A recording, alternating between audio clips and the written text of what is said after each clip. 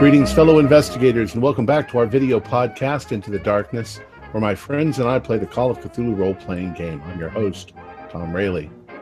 Our scenario is entitled A Trick of the Light, and it was written by Janice Hill. She will be GMing for us, and I will be giving the recap as Gerard de Pantalon.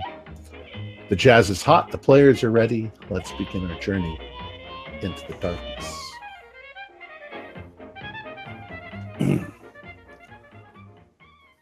Life is pain, and we do our best to survive in this world.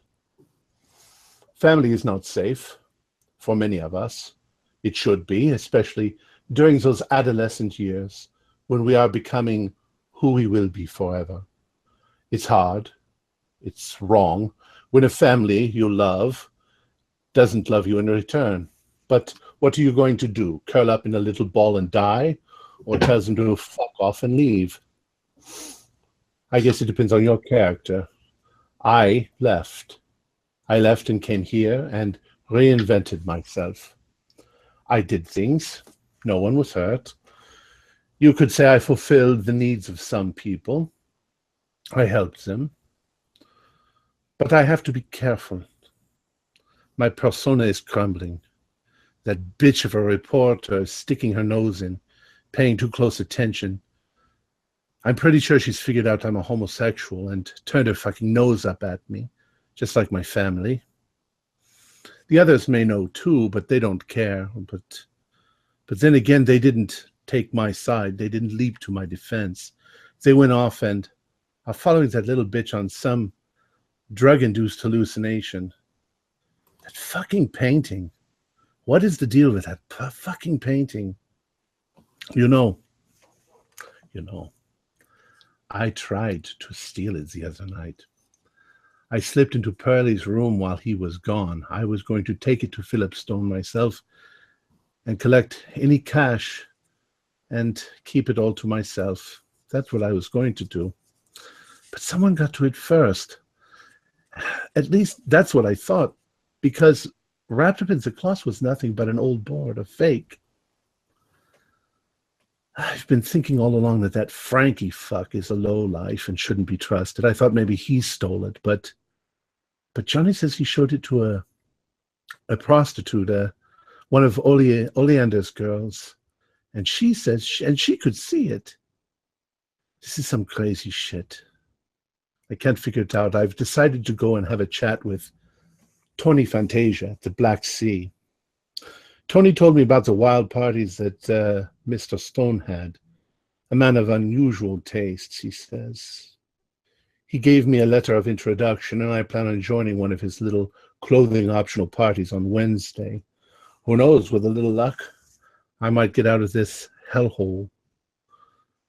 But my persona is crumbling. I should have guessed that bitch Townsend would get invited herself. She's going to ruin everything for me. I need to step up my plan and visit Stone tonight. I'll wear my best suit and leave only a glint of my intentions as I stand here looking into the mirror. I think back on my wretched life, and I wonder how it came to this. Whatever happened to that little boy from Attleboro? Whatever happened to Jerry Pantowski?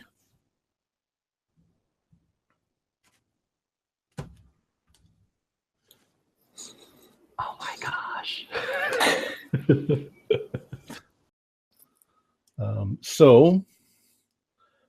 Gerard has gotten all kind of gussied up to go out for the evening, and he has the address. Gerard is quite distressed because there's a good chance that everyone's going to figure out that he is for sale. So especially tomorrow at the party. So he's going to get a cab and go up to Beacon Hill, up to Mr. Stone's house, and knock on the door. Well, you heard the description earlier. It's quite an extensive place, set back away from the main road and landscaped with beautiful mown lawns and all of that.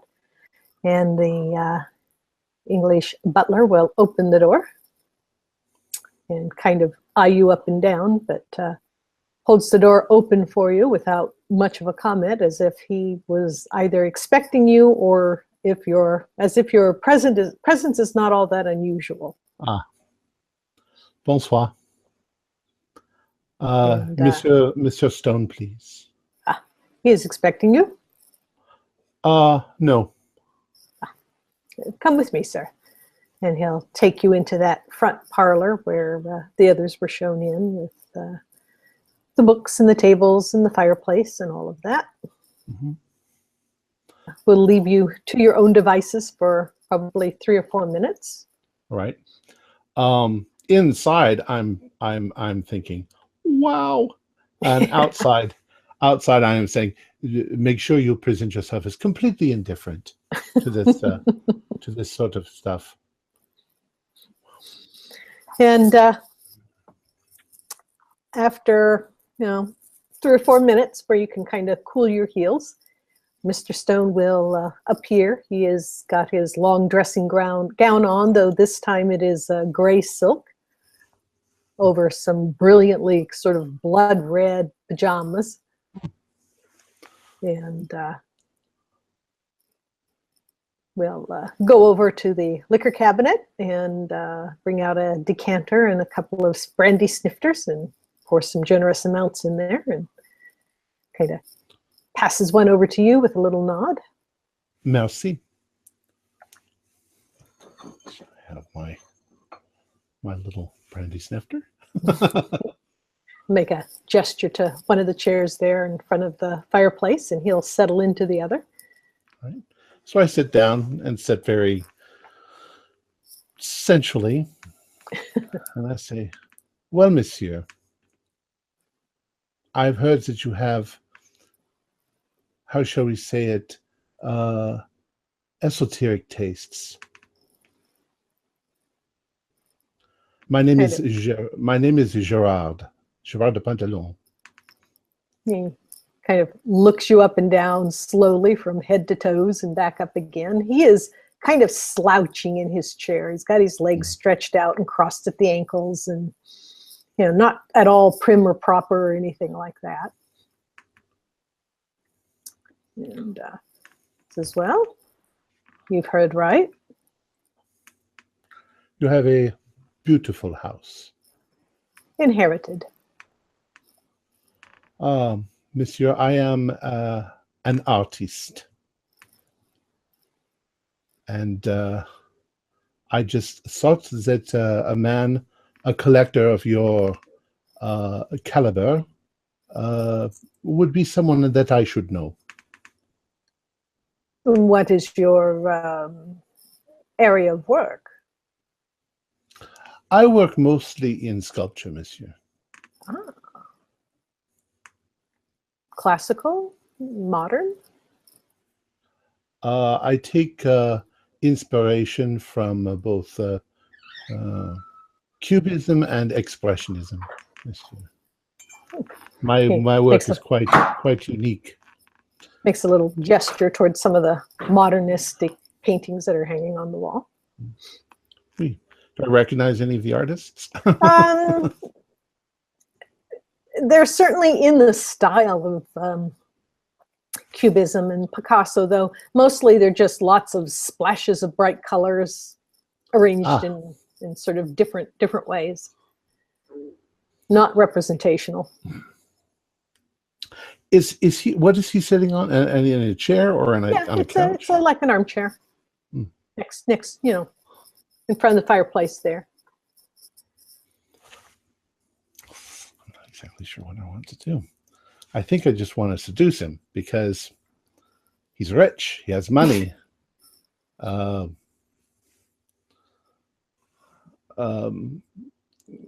just sit quietly and stare at him.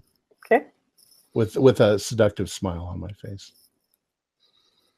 He'll sip his brandy. He does not seem to be in any hurry. And in fact, you've got a pretty good people sense in general. And the impression that you get is that he is enjoying kind of stretching out the moment, the undercurrent there. And there's definitely some chemistry. It is rather warm in here. Would you mind if I took off my jacket? Be as comfortable as you like. So I take off my jacket. And as I do, I pull out the little letter of introduction. And I say, "Oh, this is for you, monsieur." Takes it from you and flips it open, scans it fairly quickly and folds it up, tucks it away in his pocket of his robe. Well, we have friends, mutual friends then, I see. Oui, monsieur.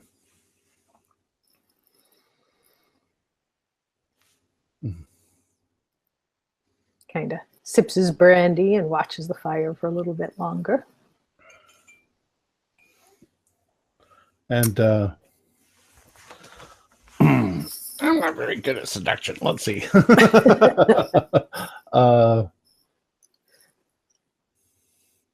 monsieur, would you mind showing me your beautiful art?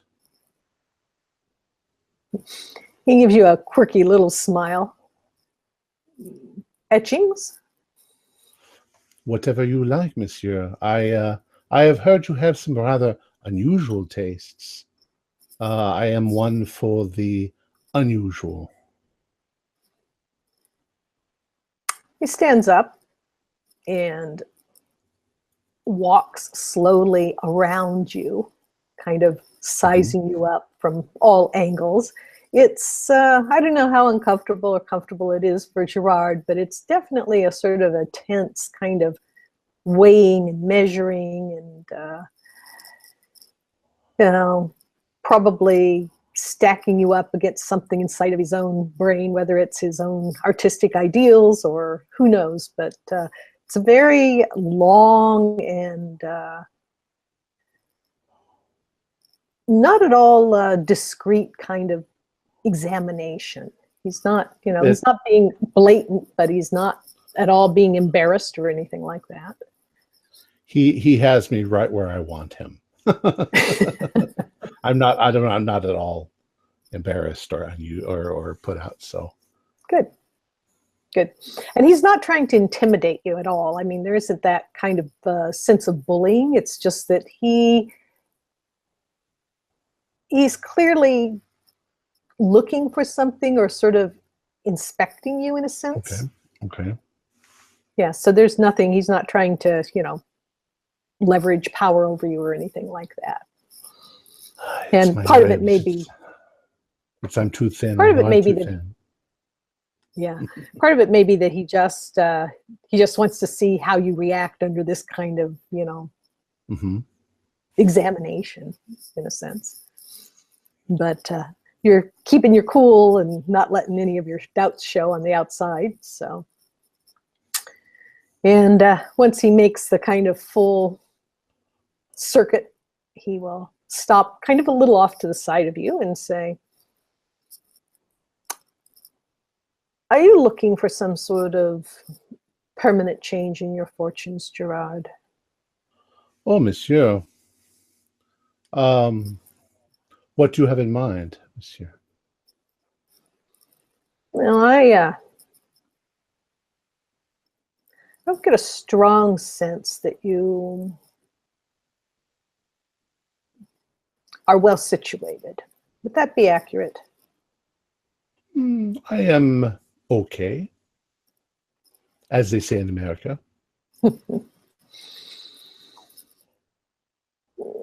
I have an interest in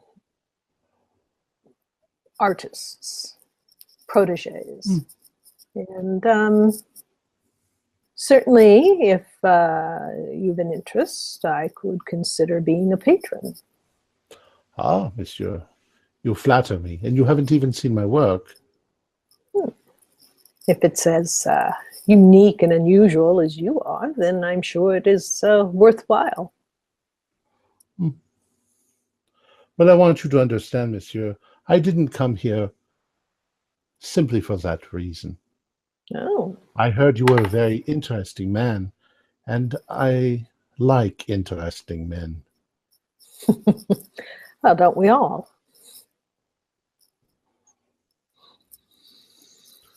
So you're interested in art. What I've got down here in the public rooms are, well, for show. The more interesting stuff is upstairs, if you care to come up and take a look at it. Give me your honest opinion. Yes, perhaps we should go to your private rooms. I may not be terribly knowledgeable about the value of art, but I do know what I like, and I'm always looking for another person's opinion. That is always most important. Yes. Art is meant to excite the senses and stimulate the mind. Yeah. Sets his brander snifter aside on the table and says, "Come along then." And gives you a little motion of the hand. Okay. And up the big stairs. And he actually takes you into that same semi-round room where his prized art collection is, as opposed to his bedroom or his private chambers. And we'll flip the lights on. This room is, as earlier described, completely dark except for the little spotlights above the various paintings. And he will give you an opportunity to wander and take a look at them. And is there anything that stands out? Is there a Pikmin in the room? There is a small painting, fairly small, I believe about 8.5 by 11 or a little larger, that is a, looks like a graveyard under moonlight with a iron picket fence and slightly tilted headstones, and it's all in grays and silvers. It seems to be the most realistic and representational of the artwork that's here. It doesn't have a signature on it, though, initials or something like that. So nothing to actually indicate that it's a Pikmin? Not strongly. Aside from there is a slight echo in the technique in the Lambert painting. You know, the Lambert painting is probably a very bad amateurish attempt at reproducing this style. So I'm looking at that one in particular, and I'm like, this one is very interesting. And I turn to him and I say, "Is it a Pikmin?" You have a very good eye. His work is far and few between to find. Yes.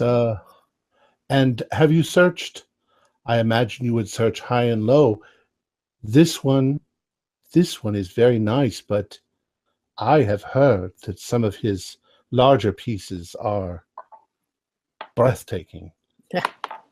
Breathtaking and shocking if you talk to the members of the Boston Art Society.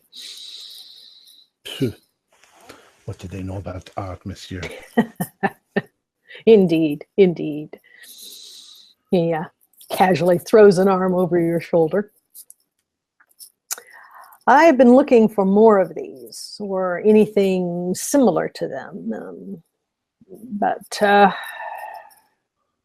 they appear to be difficult to locate. You know, I believe that I once heard that even his studio was very difficult. I don't think that anybody ever actually knew where he worked. No. He was very, very secretive. Very reclusive, yes.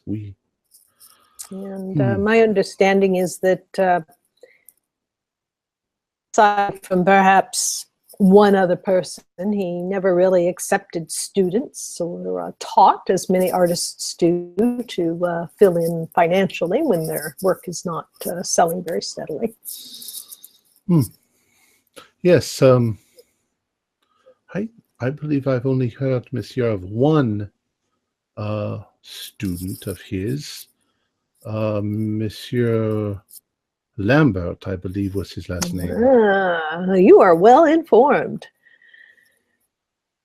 Not too many people know about Mr. Bickman, and even fewer seem to know about Jeremiah Lambert. Now, as I told you, failing to get... I have a rather esoteric taste, Monsieur. You do. Truthfully, if one can't get hands on a Bickman, then a Lambert might be second best. I have no idea where one could procure such a thing. Well, I have feelers out, of course. I have my little elves with their ears to the ground, running here and there, hopefully. Frankly, I would be happy to get rid of most of this if I could replace them all with Lamberts or Pickmans. Well, there's no need to get rid of them. They're beautiful, all in their own. Hang them in different parts of the house. This room is reserved for the cream of the crop, the truly unique. Well done, Monsieur. Beautiful. Now I've got this empty space over here that would be possibly the perfect spot for a sculpture, providing that I could turn up something fitting to add to what's already here. Well, we shall see if my taste in creating art is in line with your taste in viewing art. Well, you have a studio or a gallery where I could come to see some of your pieces? No, Monsieur. I do okay for myself, Monsieur, but funding is always very difficult. Perhaps, as I said, if your particular artwork strikes a chord, perhaps I'd be willing to commission something. I will return then. It may take me a few days. I heard it on the grapevine that you are having a party tomorrow. Indeed. A number of other people in my circle are also avid art collectors. Now, it is clothing optional. So is my whole life, Monsieur. Oh, good. I would not want you to be have your sensibilities shocked. Monsieur, my sensibilities. You have a wonderful sense of humor, Monsieur. You understand that these sort of events, if they get out, the wrong kind of people show up, including the authorities who would disapprove of such a private gathering. Monsieur, rest assured, I do not speak to the authorities. Excellent, excellent. You seem a young man who is wise beyond his years. Thank you, Monsieur. Merci. You have any further appointments this evening that you need to attend to, or is your evening free? Monsieur, yes, I honestly did not come here just to view your art.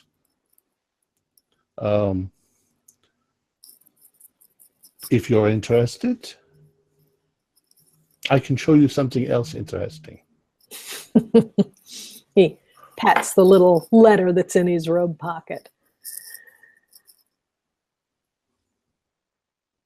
Well, let's see what sort of art we can make. Oui, Monsieur. takes you by the hand and Yeah. scuttles you off to his private bedroom, which has a big four-poster bed with heavy silk hangings and thick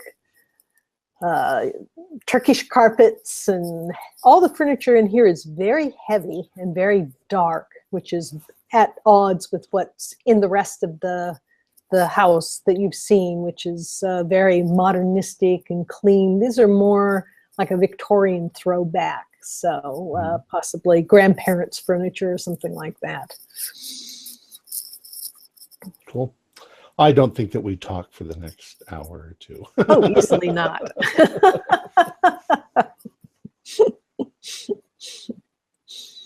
And I don't know how terribly experienced Gerard is, but I'm sure that he may make up for lack of finesse with a great deal of enthusiasm. And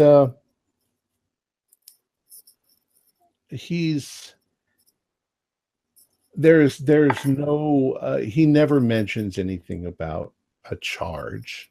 Okay. And if none is given, he doesn't ask. So,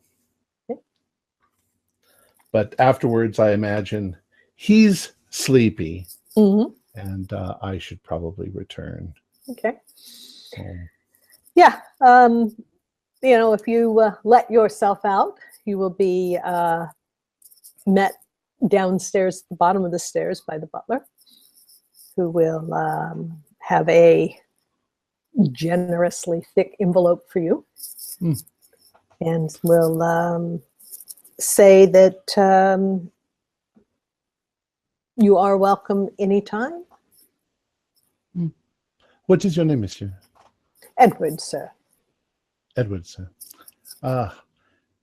Bonsoir, Edwards. Au revoir. Do you need a ride back to your situation? No, monsieur. I'll catch a cab. It's okay. Very well. Thank you. Good evening. And I leave. And I'm like, whoa. You're not going to need a cab. You could just fly home on your own. And I'll probably Pink little cloud. I will, of course, take the commission and send it to Tony, and then I'll return home and put my nice clothes away, and think about how quickly can I put together some interesting piece of art that would match the stuff that he likes. Yep. What you saw there was certainly some stuff reminiscent of Hieronymus Bosch with tortured souls, some cubism, a couple of paintings that are very sort of dark and shadowy with amorphous sort of vague human or non-human shapes in them. He clearly, his tastes, at least in his private art, clearly run to the more obscure and decadent, maybe. That would be a good word for it. There are things that evoke a dark emotion in a person. Yes, so exactly. Expressionism, like the Scream or... Exactly. Okay. Exactly. Well, that's kind of the direction that my art was going, because I did the horror, which I mentioned before. So maybe modifications to that piece of art will work. Yes, indeedy. All right. And so I go back to sleep. And I hide the money. Okay. Yeah. Squirrel it away someplace where people aren't likely to just come across it.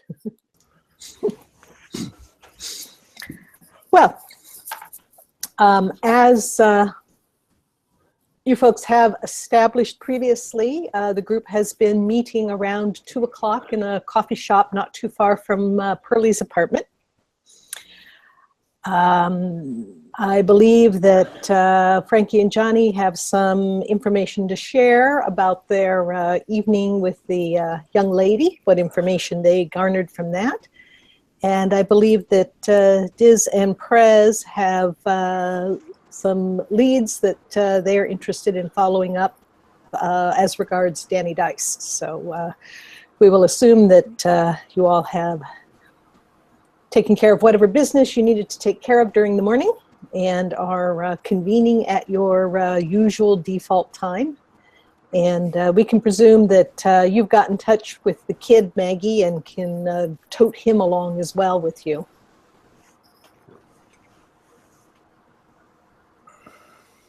So we're meeting in the afternoon, like we usually do? Yes, that is correct. The next day? Okay. Yeah, it's no one's really set up anything formal. It's just sort of defaulted to that since you guys have sort of fallen into that habit since the party. Okay.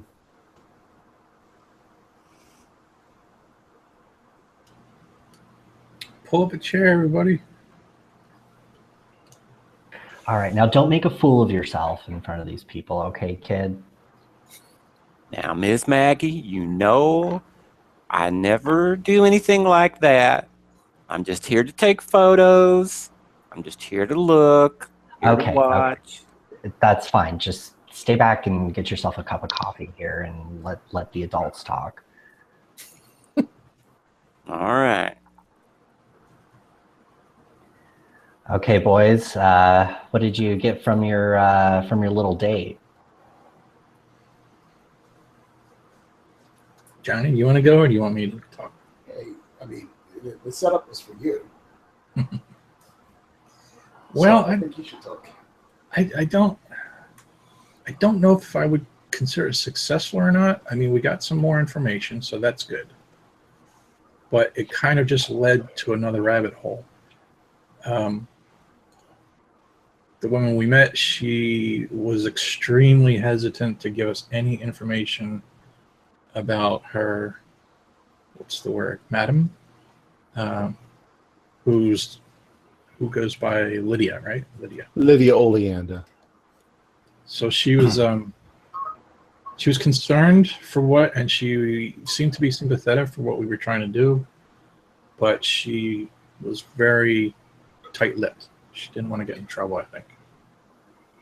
Well, that makes sense. She probably doesn't want to upset her pimp, or madam.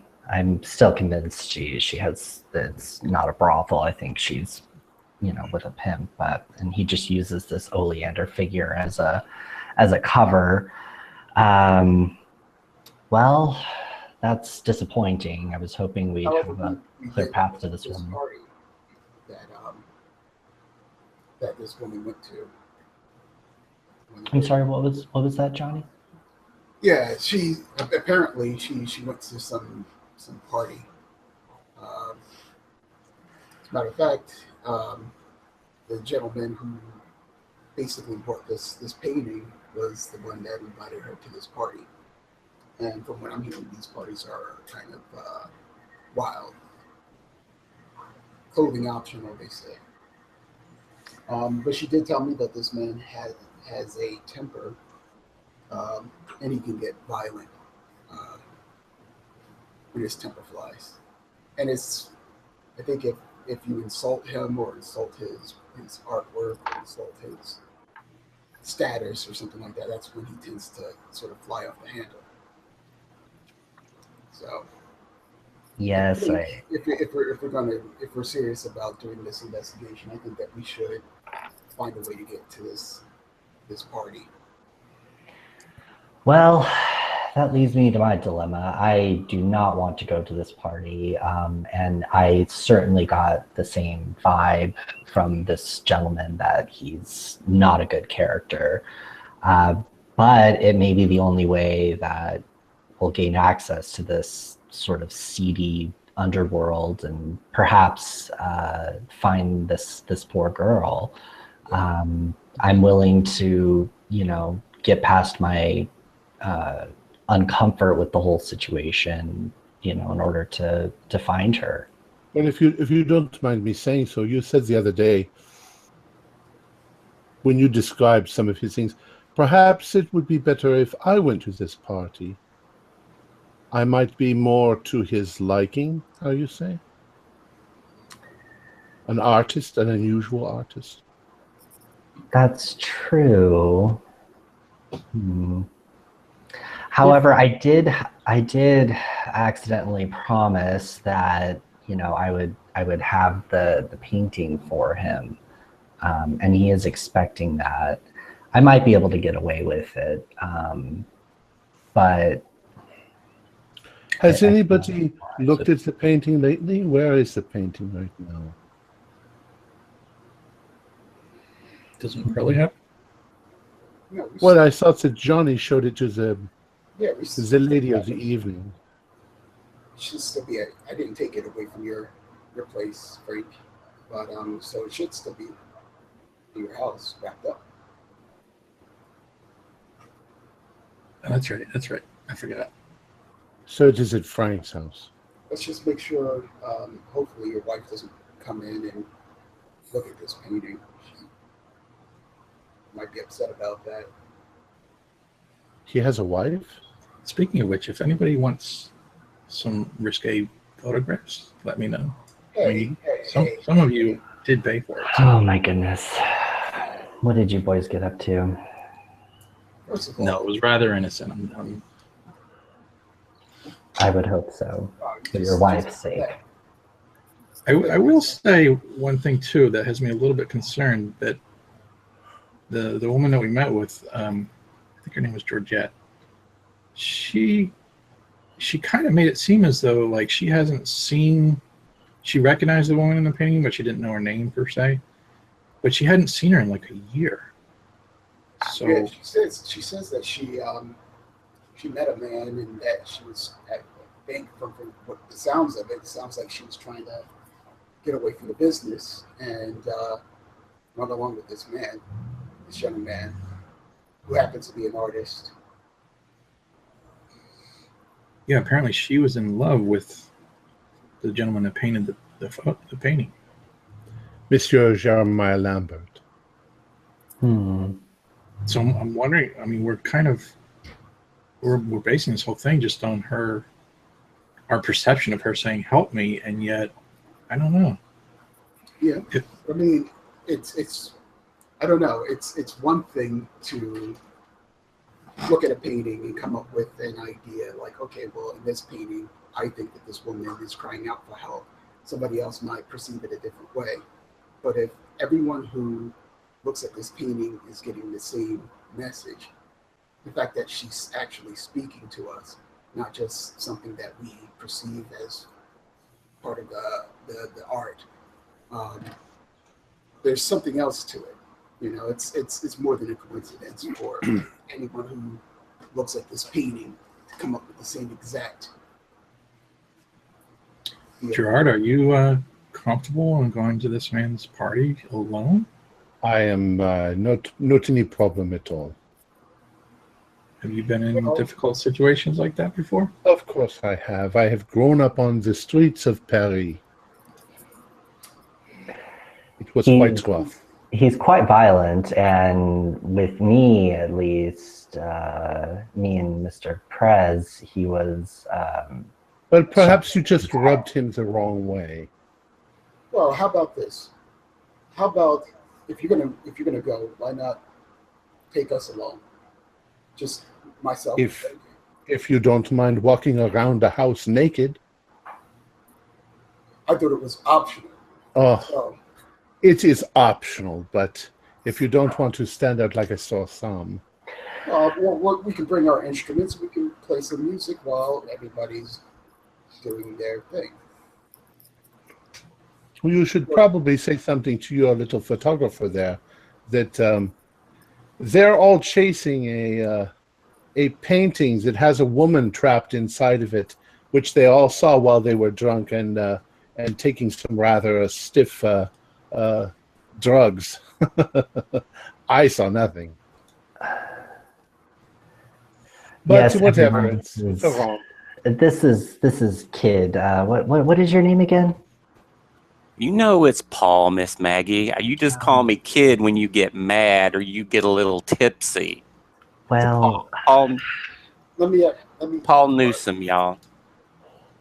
If we were to bring the painting over, or have him come over to Frankie's place, to see it, and he responds the same way as everybody else, would you now believe? Are you talking about who? The kid. We'll bring him with. He's trustworthy. I don't care if you show him the piece of wood with the terrible painting on it. Excuse Mr. Pentalon's rudeness. He's been in quite a mood the past few days. I understand he's one of them fancy Paris people. They have their tempers, I guess. But their money's just as good as anybody else's. Monsieur Newsom, do you drink? No, sir. Do you use the reefer? No, sir. Well, then you're going to see a really ugly painting.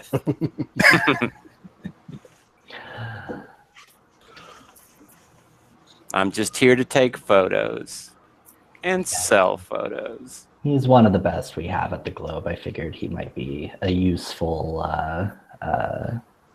addition to our little team. Well, I have no problem at all with going to this party. okay. So what do you hope to accomplish at this party? Actually, that's a good question. What questions do you want me to ask? What do you want me to find out? Well, we need to find all we can about this girl. I mean, he was not forthcoming at all with me when I brought up the subject. He doesn't know anything about the girl. No, he doesn't. Then why are we bothering with this guy? Well, this girl frequented his parties, according to the boys when they hired her fellow lady of the night. And so it may be worthwhile to sort of hobnob with this particular group of individuals. Don't you think it might be more productive to go where she lived and find out where she went? We can't But we find don't- any information about her. We don't even know her real name. Yeah. Yeah, but if we went where she lived, we might find something with her name on. But we don't know where she lived. Yeah, can we think of any way to find out where she lived? Yes, we do. Know her name? We'd have to go and see the madam. No, we got a better lead. And what's Oh, that? got to do? Lambert's place. Lambert's place? Oh. Lambert's place, which is where the painting was picture was painted. Well, but Painting. this was years ago. No, it was a year ago. And Lambert was there a couple months ago. Oh, really? Oh. I But do thought we- the painting was painted like a decade ago. Wasn't it painted in like 1922? 26. Oh, it was 26. Yeah. Okay. A Okay. year. So it was recent. Okay. Hmm. Well, the landlord is Danny Dice's brother-in-law, That's right. so we've got an in there. Yeah, and we talked to him, and we tried to convince him that we could provide an artist, that's you, Gerard, who could make the paintings. Oh yes, that scenario, which you discussed with me the other night. And if a Right. fella's going to paint a painting, well, gotta having know a everything look about at the place where the painting was painted, And any other paintings that are there, yeah, get the and style. try to find out information about the guy. You've got to walk a mile in his beret in order to paint like him. Yeah. Well, I don't mind this. Perhaps I could show Monsieur Stone also some of my own work. He'd probably be interested in it. He tends to like that odd sort of oeuvre. How bad is your art? Is it bad enough? Well, I would show you the horror, but you probably couldn't handle it with your drug-induced hallucinations about everything. But I will go with you. I'm very curious to see where Monsieur Jeremiah Lambert painted his paintings. Okay, but just remember, when we get in there, as far as this landlord is concerned, you're the artist. You're the guy who's faking the pictures. I am a counterfeiter, as you call it. Yeah, a copyist. You're an artist. Copyist. You're an artist. Yeah. You can do that. A forger. Yes. Ah, okay. Yeah. I hope he doesn't want me to prove it, because I'm not really a painter. No, no, this guy's just some rube. And even if he does, you can No, pull some sort of but, artistic thing. You have to feel it in order to paint it. Yeah, Actually, just to be perfectly honest with you, I could imitate that garbage you have under the bed in there. A small child. This is what we'd want. This is what you're pretending to do. So I mean, just put on your best beret, and I don't know what you artists do. Like put on one of your dad's old shirts back to front. We have a smock. Oh well, same thing. And yes, a beret. Of course, a beret. Yeah. And can you mince? I'm sorry? Can you mince? Mince. Don't artists call mince? Mince? I don't know this word. Yeah, walk on your toes. Small steps. Oh, Throw your yes, hip- I can do that. Sure. Oh, good. I took 12 years of ballet. No, what? Of course I'm not. I don't know how to walk on my toes. Don't be ridiculous. Well, perhaps the kid and I can tag along too. Maybe the landlord will be more willing to, or landlady will be more likely to speak to us, or to a female. Yeah, do not tell him you're a reporter. No. I'll keep that. I'll keep my professional credentials hidden. And I'll take a smaller camera to be less surreptitious. I won't take my big camera. Yeah, you Good better idea. not point. You better not point that camera at me. I'm just saying. You've paid me that camera at me. You're gonna get all sorts of new lumps. Now, Mr. Prez, you know you and I have done business before about photos and keeping them hidden, and I know which side my bread's buttered on, as my mom would say. So I take Yeah, pictures that make me money.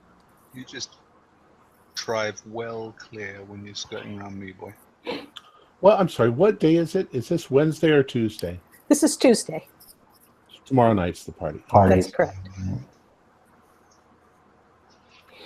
All right, well, let's go head over to Lambert's old place and see if we can get more information from them. Do we know where that is? We know where Dice is. Ah. Yeah.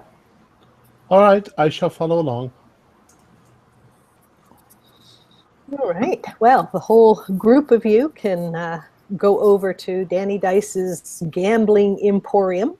Maggie will stay outside. She's not going to go in there. Okay. The front of it looks like a speakeasy, pretty much. The back is where the poker and the dice and all of the gambling goes on. And Danny is a slender, well-dressed slip of a fellow who likes flashy clothes and a bit too garish pinky rings, and but he'll be lounging at the bar since there's not a lot of trade in at 2:30, 3 o'clock in the afternoon. The place really isn't jumping quite yet, and probably going over some receipts with the fellow behind the bar and counting out big stacks of money. And there's a chalkboard up on one wall that's got today's horse races and betting odds and that sort of thing chalked up on it. And he's probably not going to look around too much until one of you tap him on the shoulder, since people are kind of come and go. But he'll be rather surprised to see a bit of a mob here. Prez and Diz and our two musicians and this young kid. Well, and Gerard. Could we, instead of walking in all together, can we come in? Oh, sure. A bit separate. And then I'll take Frankie aside and I'll say, I'll have a look at the place on the outside and I'll say, what do you think about trying to maybe set up something with the owner here so that we can probably grab a few gigs? I was trying to think, have we played here before? They don't normally have music. It's more of a drink until you're blind and lose all your money sort of operation. Okay. So, I mean, perhaps we can come up with a proposal. We're making plenty of money here, so why not? I mean, some music might liven up the place, get people coming. Maybe a special night sort of thing. Yeah. I like it. All right. Okay. So, like as everybody else is sort of ushering in, I still come aside to say that, and then Okay. we'll have a smoke, and then we'll walk in a few minutes. Okay. after. So it's not obvious that you're all together. No, I think just Diz and I will go up to Danny with Gerard because Because I'm the artist. you know, because we said we'd get back in touch with him when we had an artist. You did indeed. So No, he'll nothing turn around suspicious and here. lean his elbows on the bar and kind of lounge a little bit and sort of size up Gerard up and down, who I presume is dressed in his usual flamboyant kind of ensemble. Mhm. Of course. So yeah, I told you we get you an artist. Is this an artist or what? This is an artist. Yeah, it is an artist. You can't get more arty than this. Believe me. Now Is look, he any good? yeah, he's this guy knows his stuff. Okay. But you know what these artists are like. He's got the artistic temperament. You know, sort of lean in and say this sotto voce. Monsieur, are you familiar with the Gainsborough at the Boston Library, the one that is known as the Bastard Child? It is a fake. I did it. Really? And they have no clue. Well, I think we can do some business here. How are you at something a little more unusual? What do you mean, like sculpture, or do you just mean more unusual art style? He is the most unusual artist you have ever seen. Amen. That's truth. You think he can make a good copy of some of that stuff that came out of that studio? We think yeah. so. Look at it. If you are referring to some of the more unusual artists here in Boston, Jandet and Pickman and Delors, of course. Well, there are people who are interested in paying a pretty penny for this more, I don't know what to call it. It's not to my tastes, but, you know, we can make a little money between the three of us, so much the better. As long as I am supplied with the things that I need. So what do you think? This is the guy. I mean, you know, let's put our cards on the table. What do you need? What do you need, Frenchie? I would have to give you a list. I need money to go out and buy supplies. Well, we can French you something, you know, as far as that goes. Yes, please French me something. You said before you needed to saturate yourself in the... Oh, well, yes. I need to see as many examples of the kind of stuff that you want. Well, where can I see examples? My brother-in-law, he was the landlord for this fellow. And from what I understand, he left some of his stuff behind. I don't know if that'll be any use to you. Absolument. Oh, good. Right. He looks around the bar and grabs a little scrap of paper and scribbles an address on it. Now you can take this over. It's over near the harbor. And my no-good brother-in-law, his name's Irwin. And you let him know that I said it's okay for you folks to go up there and look around. Where is it in the harbor area? So he'll shove the address across over to you folks. Is it anywhere near the Black Sea? No, luckily. All right.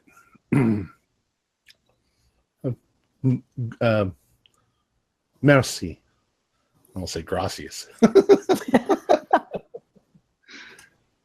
Obrigado. Now, how long do you think this is going to take?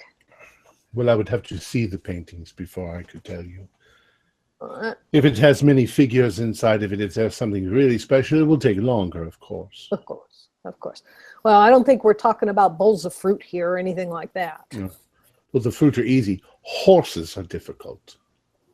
I don't think there are any horses in any of these pictures, but I could be wrong. I haven't seen.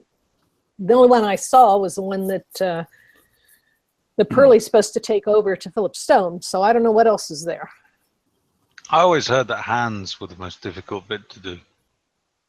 Hands I remember take when bit I to was the when I was a practice. kid, I could never do hands. They always looked like beaks. Oh, you once tried to become an artist. No, I just like drew pictures when I was a kid. Mm. You know, of stuff. I see. Well, nobody's thank you. hands, so I don't think that's a problem. Hands are not a problem. Good. Horses' hooves are a problem. See, like I told you, a pro. The guy's a pro. He can do hands, everything. All right. Well, we'll get back to you, Mr. Dice, once All right. just to figure out. All right. Well, I've got contacts. I've got people looking for this stuff. So oversaturate too much, because you get too many of these things floating out, then people will start to question whether or not they're the real deal. But Well, and too many on the market is going to push the price down as well. absolutely, So absolutely. you don't want to kill a cash cow. Nope. So once you look at it, you can give me an idea of how long you think it's going to take, subject matter. I can let out a couple of rumors here and there that there might be something coming up. Get the appetites, maybe get some people bidding against each other. After I have an assessment of the project, I will talk to Monsieur Prez and Monsieur Diz, and I will have them contact you. Good. Sticks a hand out. And of course, I shake like this. We'll shake hands with the present is. And all right, boys, it looks like we're in business. Good to know. We'll get back to you as soon as we've got something for you. Okay. Yeah, if Erwin gives you any trouble, just tell him that, just remind him that he owes me some money, and that should pretty much take care of any problems.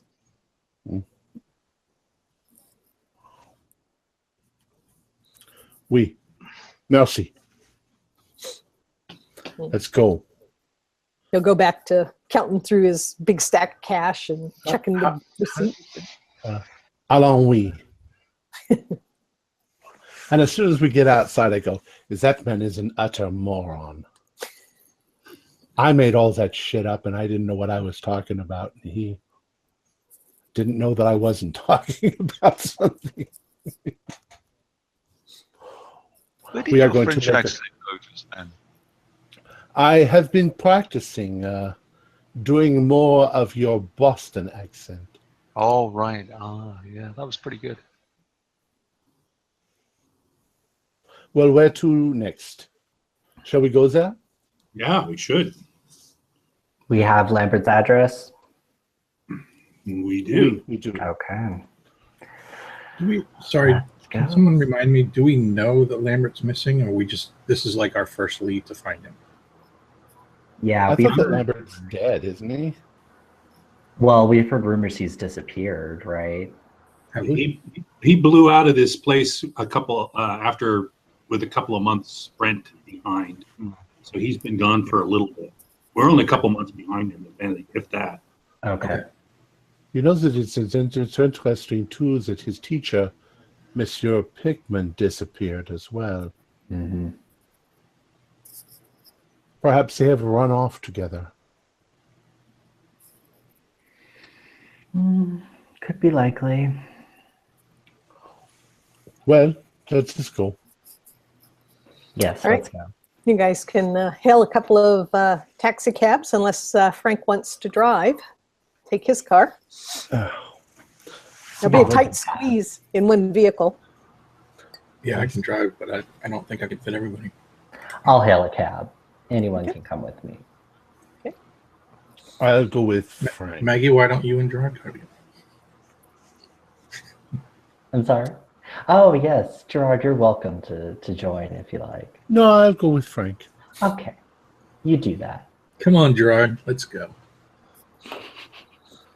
And then I'll actually look back at the I guess the speakeasy, and I'll say I guess we'll come back later and try to discuss business with him. Yeah. This is more pressing anyway, so Yeah. That's but that's just an idea I wanted to throw out there for you. Yep. Well, the address takes you over to one of the less reputable part of town compared to where Pearlie's place is even. There are a lot of warehouses and tumble-down buildings and areas here that are in fairly disrepair. You pull up in front of a 3-story building. The harbor is pretty close to this building, actually, within easy walking distance. This is not a good neighborhood. Yeah. There's just little flakes of paint on the front. It's very weathered. A couple of little scraggly weeds growing up around the front stoop. This building is probably Civil War era, maybe a little later. Clapboard. You can tell that the roof is sagging a bit. The foundations are a little askew. Most of the windows have bits of fabric tacked up over them rather than blinds or curtains or anything like that. And it does not seem to be terribly busy here. There are not many people at all on the sidewalk. So. Yeah. Well, this looks like the place. Yeah. What a dump. Yeah, he must have been a poor, starving artist. Or very, very secretive. I guess so. Yeah. Well, let's find out what this Irwin fella's like then. Mm-hmm. Jeez, I can't wait. Yeah, there's a, once you go in, there is a definite kind of musty, mildewy, old newspaper kind of smell that's just everywhere here. Overlaid with a little bit of stale cigarette smoke and damp. There's a apartment right inside a number 1 door and then a staircase leading up. It's very narrow and dark and cramped in here. Very, very small. If you're at all clustered, this may make you a little nervous, but you can, presume that he's probably in this ground floor apartment if he's the landlord and the caretaker of the place, because they usually live on the premises. Okay. There do not appear to be any mailboxes or anything that indicates names of the people who live in this building either. Oh, I'm gonna bang abruptly on the door of number 1 then. All right. In an assertive manner. All right. Bang, bang, bang. Yeah. From behind the door, you will hear, "Yeah, keep your shirt on. I'll be there in a minute." Sounds lovely. And some thumping and wrestling and stuff being pushed out of the way, and the door unlocked with several locks. And I'm this actually going to fellow, start heading up the stairs. okay. Yeah, they're narrow and windy and creak under even your slight weight. And this guy is a large fellow, slightly balding. He's got on dungarees and a sort of a wife beater t-shirt with suspenders holding his trousers up. He looks very soft. Big hands, big features. He sort of fills the door up, but not muscular in the sense that, he's not like a big prize fighter sort of guy. He's more like a fellow who really likes to eat. Mm-hmm. And very sloppy, very slovenly. His hair's kind of messed and, not very tidy. He kind of raises an eyebrow and looks at the group of you standing here in the entryway. You Erwin? Yeah? Yeah, Yeah? we're Danny Dice sent us over. Oh, fuck. What does he want? We're to go up and have a look around Lambert's room. Which one is it?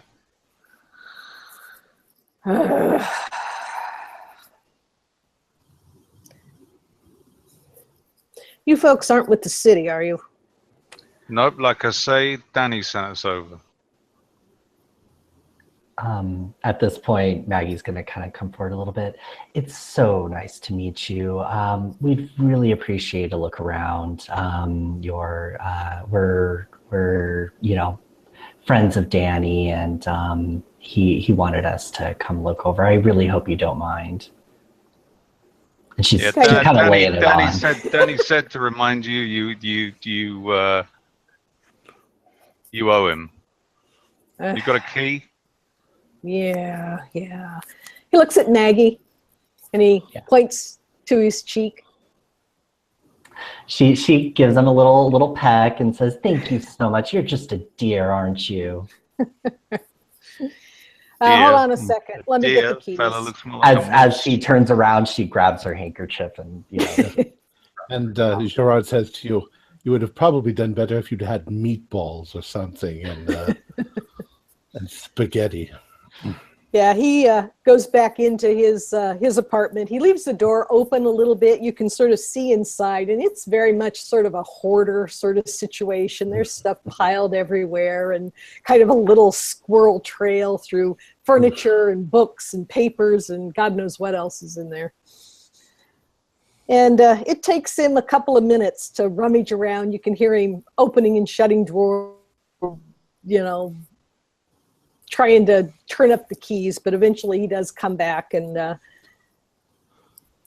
hands the set of keys to Maggie. He says, "It's up on the 3rd floor. Thank you. Number 5, easy to find, up at the top there. And I need those keys back when you get done." Absolutely. Thank you. Yeah, don't go off and take them with you. Oh, I won't. Silly man.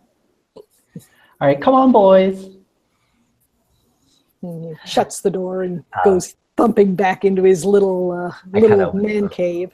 Whisper back to Prez, you catch more flies with honey.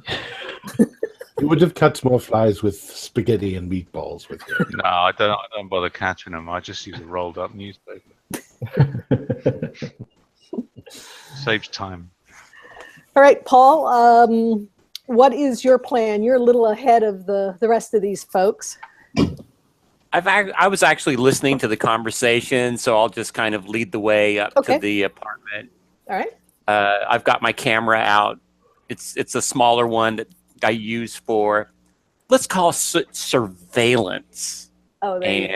And for special cases. So I can take some pictures, but I just didn't want it to be something that might spook him. Sure.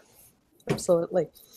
Yeah, the walls here are fairly grimy. The railings are a little rattly and loose. If you lean your weight on them, they sort of wobble a bit. The stairs creak. There's dust and spider webs in the corners. The door frames and the doorknobs all are kind of grimy with fingerprints and traces of, where people put their hands over the years. It's clear that there hasn't been any scrubbing or cleaning done up here. Good God, I hope we all used the restroom before we came here. I'd be surprised if there's more plumbing in here. Oh, Come on, fancy pants. Come on up. It ain't gonna kill you. This makes Gerard's apartment look like a palace in I comparison. swear to God, if I see a roach, I'm going to scream. Or I don't a rat. doubt that. Well, luckily, no roaches or rats in the hallway anyway. But it is pretty easy. There are only 3 apartments up here on the upper floor. And they all have numbers, but the numbers have been scrawled on with some sort of pencil or charcoal or something. There's not even the little brass numbers that are... It's mustard. Mustard or God knows what. Mustard. Something brownish yellow. Absolutely. And there it is, number 5. The door is fairly weathered and cracked and slightly warped, like pretty much all the other doors that you've seen up here.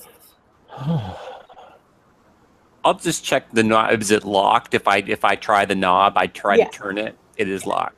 Yeah, though, you could rattle it, and it doesn't seem like it would take much to just put a shoulder to it and pop the lock. You probably really don't need a key to get in because it's not a very sturdy or secure kind of lock. Yes, we'll use the key because if you do that, the whole building could come down around us. Who's got the key? I do, and she'll unlock it, and Okay. no one lives there, right? No one's lived there since. That is correct, or at least you presume Okay. so. Yeah, Are the we all key going is to this fit one of into those. this place? I mean, You have to go outside to change your mind. It should be much different inside. It should be fairly well lit. Otherwise, how's he going to paint? I'm going to head down to the lobby because I'm getting nervous about my car out there. Okay. So hang out in the front and keep an eye on things. Yeah. Okay. Maggie's gonna head in to the room. Okay.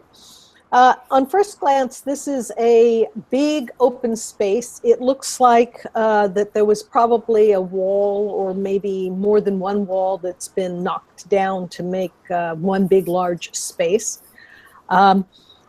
For those of you who have already seen the painting, it's a little eerie being here because there is the slanted roof and the window that looks out over the water. The bed is still in the corner there with rumpled and dusty coverlets on it. My God. There's a kind of broken down table and chair in the center. I have to admit that I thought he was a terrible artist, but he reproduced this perfectly. It's a terrible apartment. Life imitates art, huh? Yeah, Hey, God. Miss Maggie, what do you want me to shoot here? What are you looking for? Well, just take a picture from here, to, looking over the window here, because it's looking out over the seascape, right? Mhm. Okay. Yeah, right. I'll just make my way around, and like if I was shooting a crime scene or something like Yeah. that, and just taking pictures at intervals. Yes, treat it like a crime scene. Yes. Good idea. There are some dusty dishes sitting on a counter with a little minimally sized sort of porcelain sink to one side. You do not see any indication of a bathroom here. So they're probably, a single shared bath for the entire floor, more likely. The other thing that you will see here are several canvases stacked up against the wall facing away from you. I go over to look at those. Okay. So does Maggie. Most of them look like unfinished just sketches, broad strokes. Some of them look like the scene outside the window, the wharf and the water. A couple of them are clearly sketches of the table. There is only one painting here that actually looks completed and finished.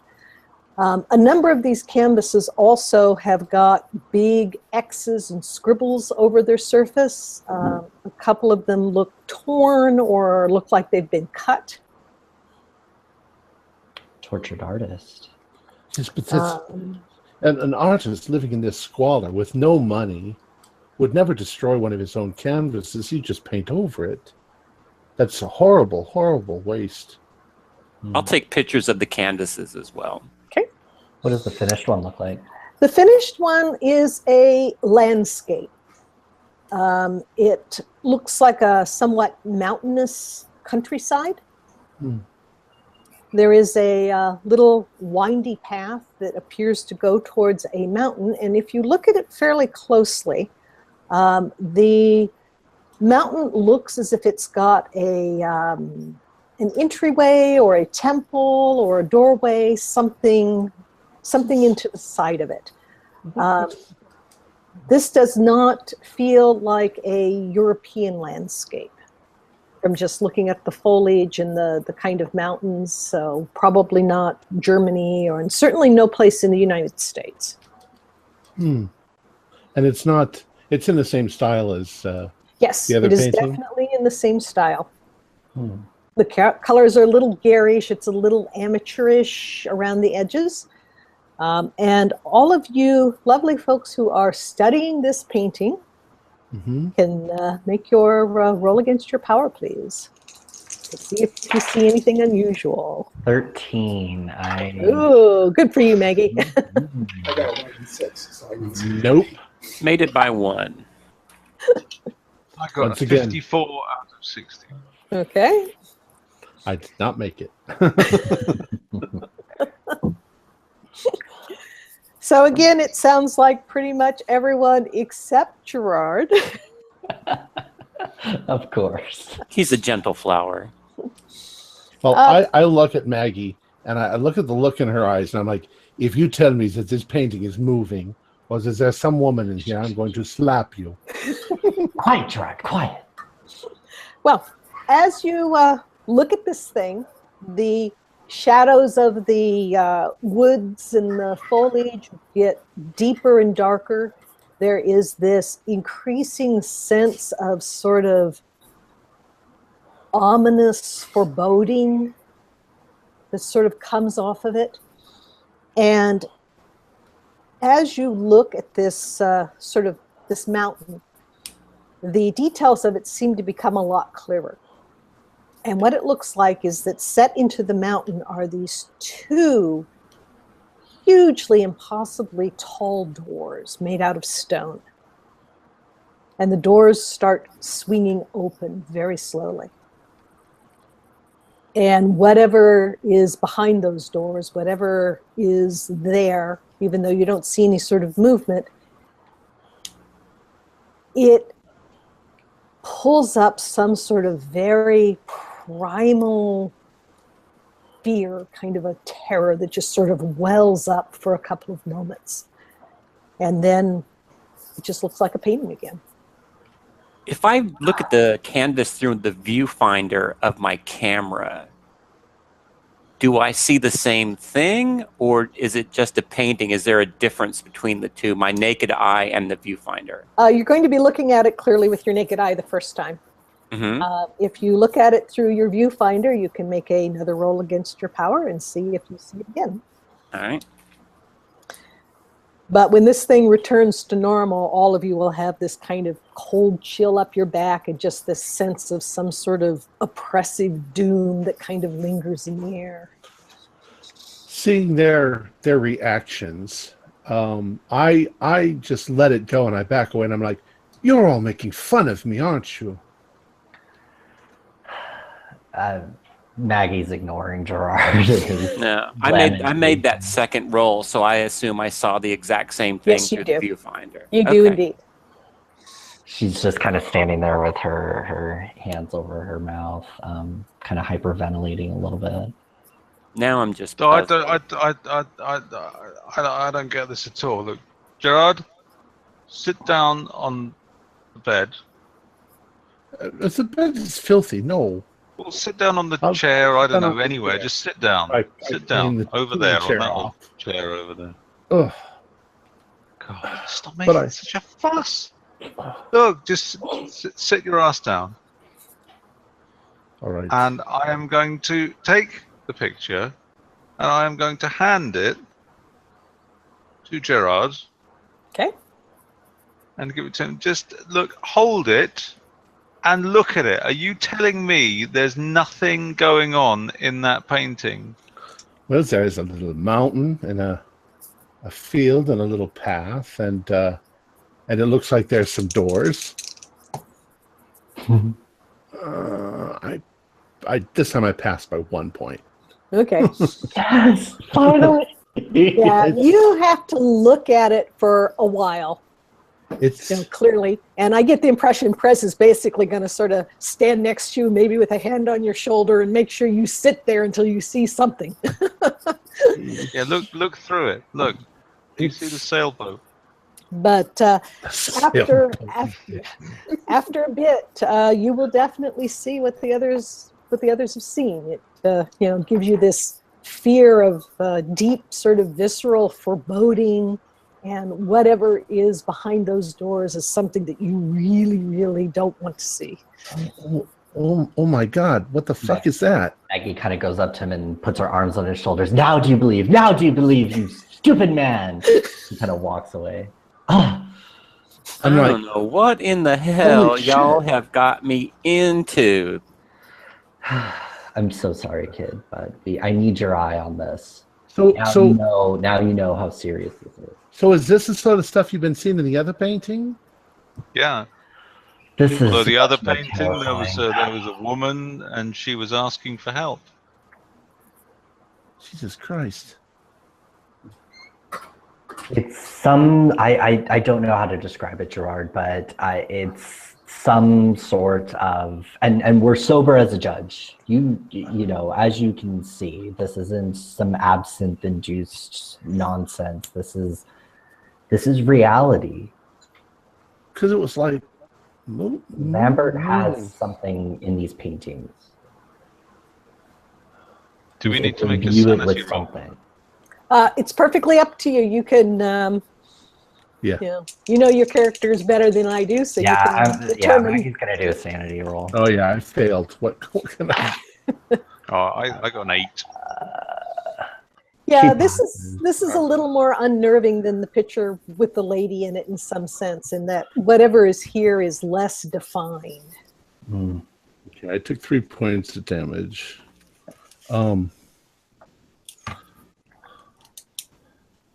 Maggie's still in the realm of rationality. She's like desperately trying to work through like what this is. Is it an optical illusion? Is it, It is some sort of a trick. But It's a hell of a trick, though.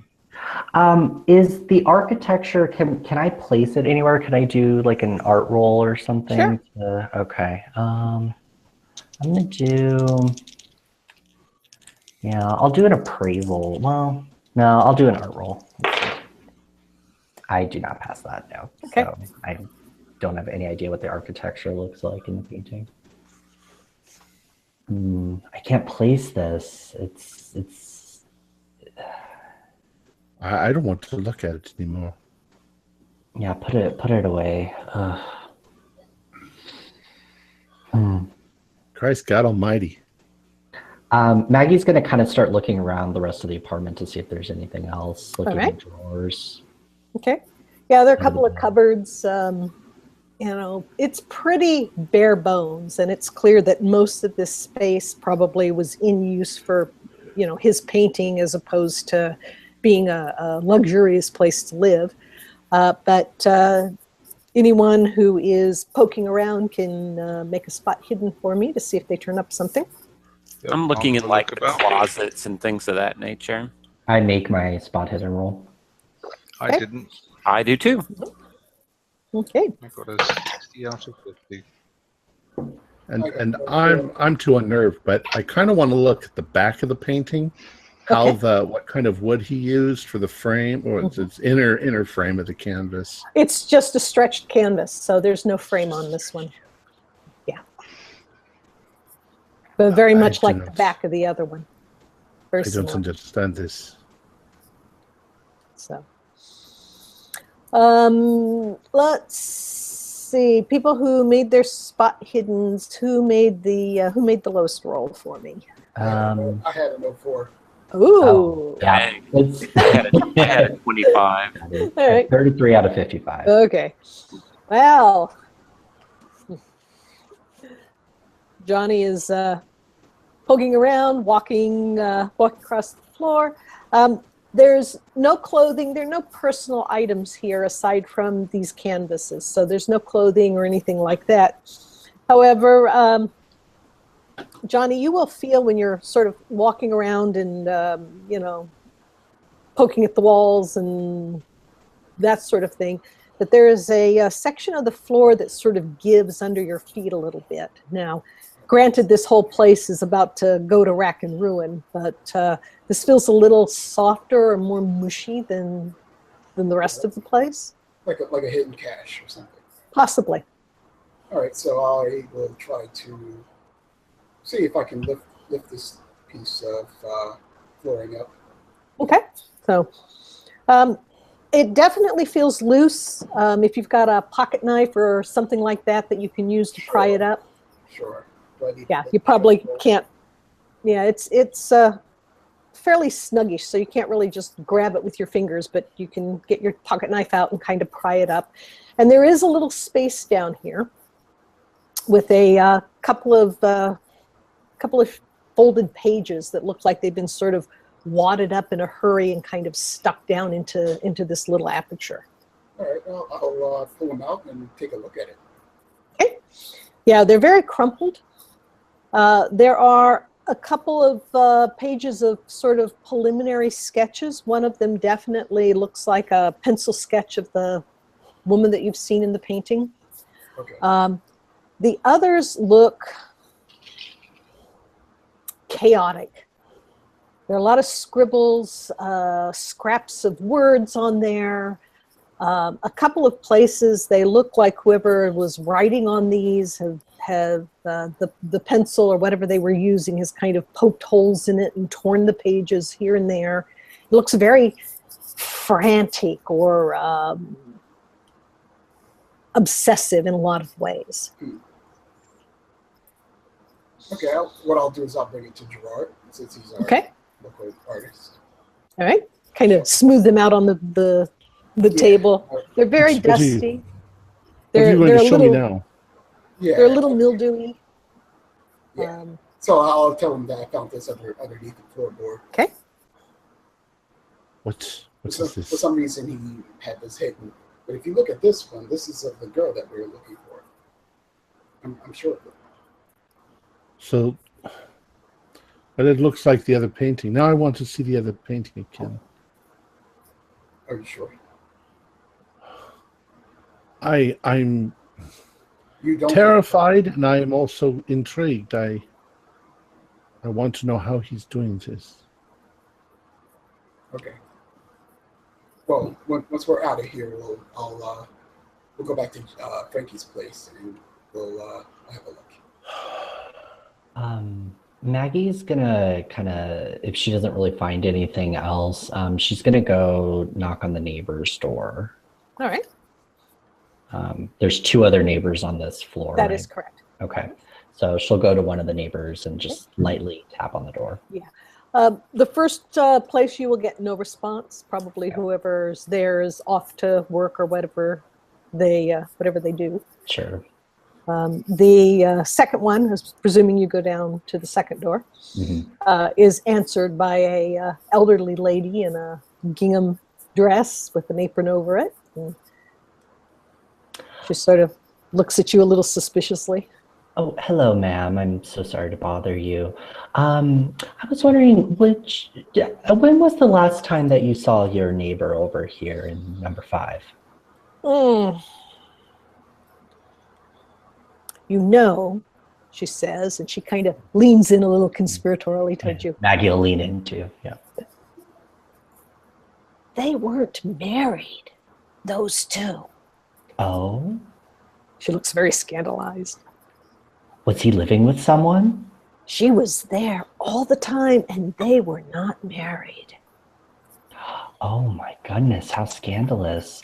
Do you know this woman's name that he lived with?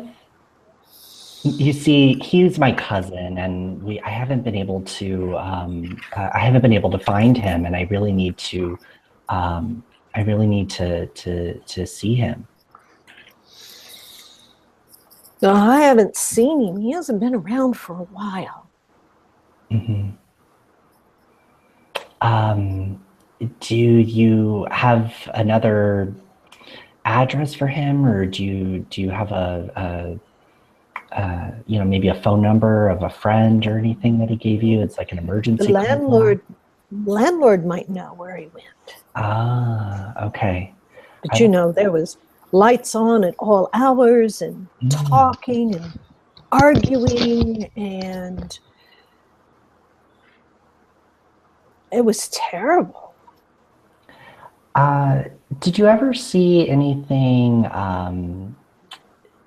besides them, living in sin? Did you see anything strange ever with Mr. Lambert? Well, he was coming and going at all hours. What was he like to you? Well, he was nice, but he didn't say much, not friendly. Mm-hmm. Yeah, that sounds like my cousin, all right. Can you tell me anything about the woman he was living with? No, she was pretty. Mm-hmm. I think she was too good for him, to tell you the truth. But... Was she a blonde-haired girl? Oh, yes, yes. I kind of describe Cassandra a little bit more. Yeah, she nods. Okay. Okay, well, thank you so much. I really appreciate your... I hope you find him. Assistance. Thank you, yes. I'm sorry he was such a trouble for you as a neighbor. Kept to themselves mostly. It was the yelling and the arguing that was terrible. Mm. You said it's been a few months since you last saw him, and he well, I heard that he left without paying his rent. Yes, that's also something we need to resolve with the landlord. Well, thank you so much for your time. You're welcome, dear. Gerard, are you looking through the papers that Yes. Johnny? Okay. How about you, Johnny? Are you kind of pouring through them with Gerard? Yeah. Okay. Once you start examining these, you will be able to sort of make out some actual words that have been sort of scribbled out in a couple of places. It takes a little bit of sort of holding them up to the light and kind of, trying to decipher them. But there are... Oops. Realizing that we've been holding it upside down all this time. Exactly. One of them has a date, looks to be a date. Okay. 06/03, and then a dash, and then the letters DC in capital letters. D is in dog, C is in cat. That is correct. 0603 DC. And then the other things that you're seeing on here are what look like little pieces of sort of random phrases. Art is life, life creates art. I must become is written in several places in very big letters and then crossed out again and again. Another phrase that you see written several times and then lines drawn through it is, I am he. I am he. Mm-hmm. Okay.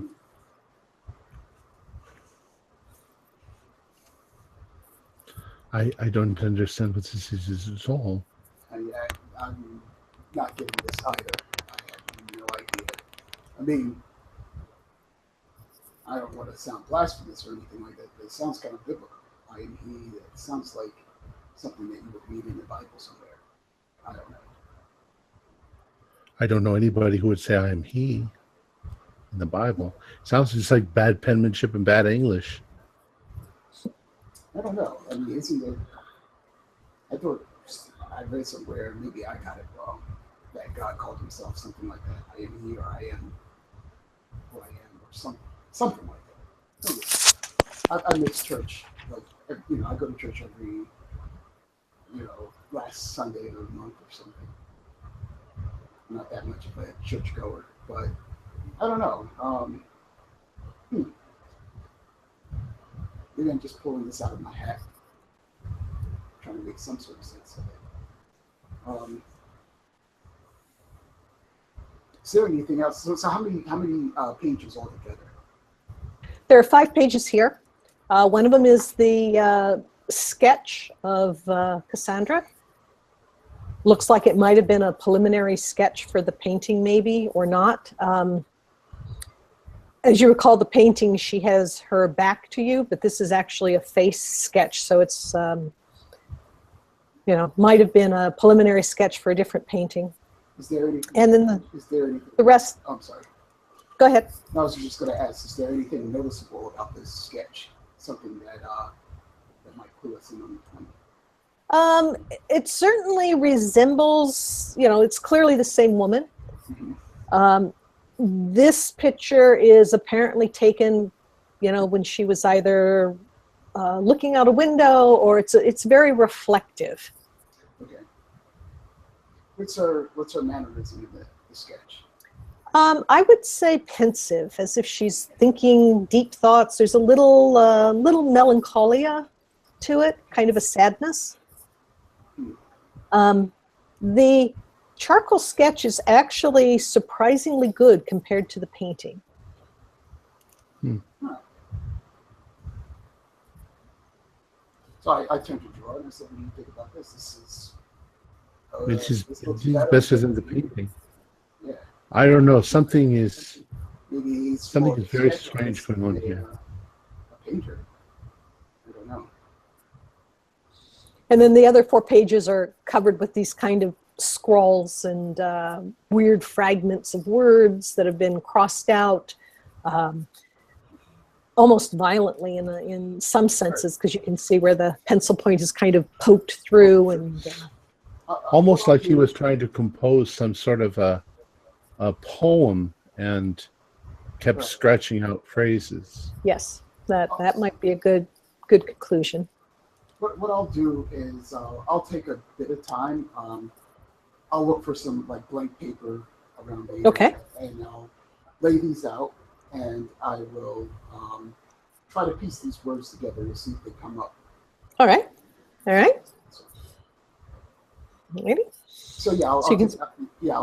I mean, you can go to others and see what they're Sure. doing. Yeah, while you're working on that, you and Gerard can kind of pore over that and see if there's anything more sensical you can make out of that. Yeah. How about the rest of you? I know that Frankie is hanging out, making sure he steals his car. Did you say earlier that there were other canvases? There are. None of them are complete. This is the only one that is actually a fully completed painting. The other ones look like sort of half preliminary dashes of colors, and as I said, a couple of them actually look as if they've been sort of slashed or cut with a knife. Oh yes.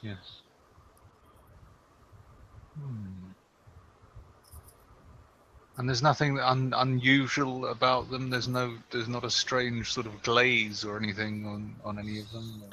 No, they look like some of them are sort of rough pencil sketches, and a couple of them have some dabs of color that looks like he may have tried to start to do something, but didn't finish it or didn't complete it. Very preliminary, very raw. There's nothing unusual looking about the fabric of the canvas itself. Nope. Oh well, that's destroyed that idea then. Are there any paint supplies in the room? There are not. So when he ran away, he took his paint supplies with him. Though there Either that or definitely Erwin's got are, them squirreled away downstairs. yeah, that could be too. There are definitely indications on the floor of little paint spatters and things like that. So you can probably tell with, a fairly accurate assessment, maybe where his easel was and where he did most of his work. Okay. Um, There's nothing hanging on his walls? No, Are there any nails where he had things hanging on his wall? there are indeed nails.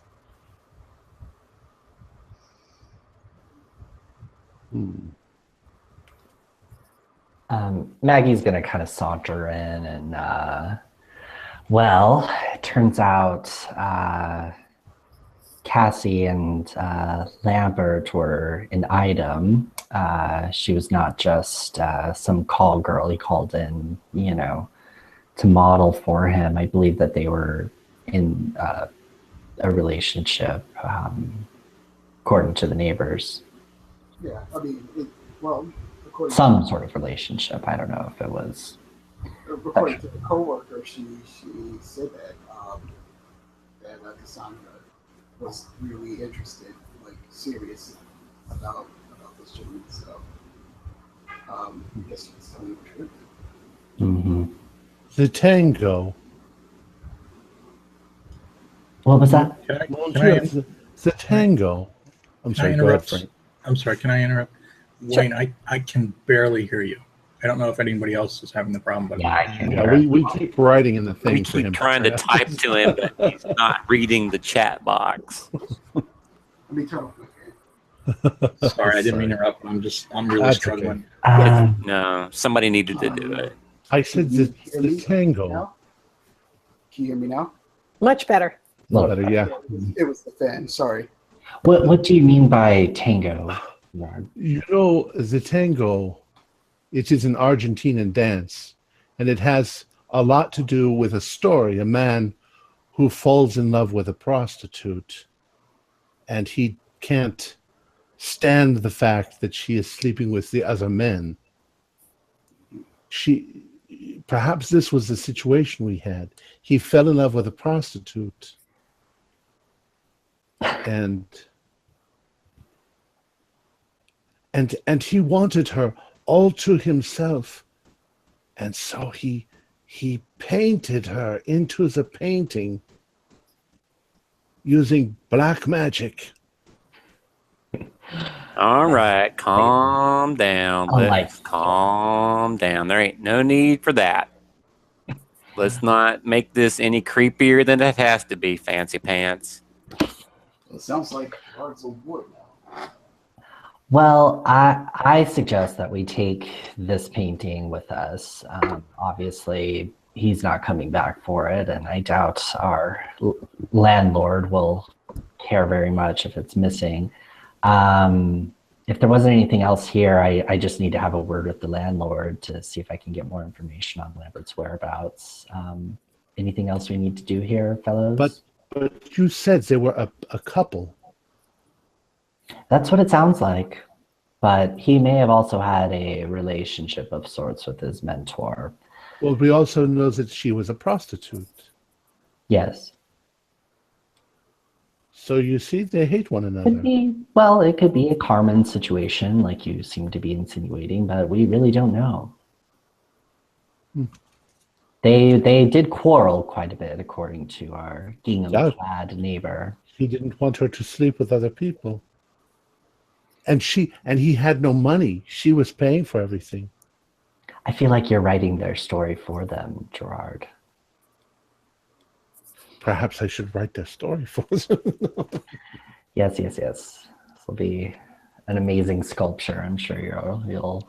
It is a tale as old as time. A song as old as Ryle. I'm going to hit you so hard. All right. Anything else here? I didn't find anything else, but I got plenty of pictures, Maggie. I'll take them back to my dark room and get them processed as soon as I can. Wonderful. You know, Mr. Philip Stone will pay a great deal of money for that painting. Yes, indeed. We can use it maybe as a bargaining chip. I will show you the drawings that we came across. Okay. Johnny and Gerard, you can make another generally be perceptive kind of roll for me, please. And did we make anything out of the scribbles? That's what I'm having you. And that was I got a 25. Woo. Yeah, I didn't. I got a 67. So Okay. Apparently, Gerard is suddenly in tune with this whole story. Spreading these out and trying to transcribe them. Johnny's brought you over some blank scraps of paper, and you guys can kind of piece some of this together. Most of it seems to be sort of random meanderings, but one thing does stand out just a little bit, and that is a phrase that says, and you sort of piece this together because it's not all one sentence. It's sort of scattered across several pages. Okay. But the words seem to kind of logically fall into place, as it were. And it decodes out to, I must become him.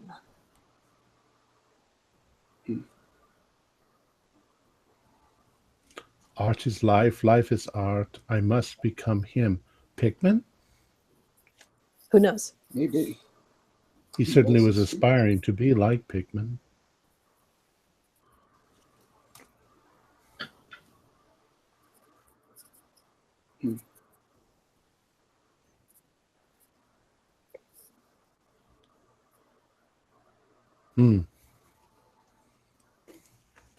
Very strange.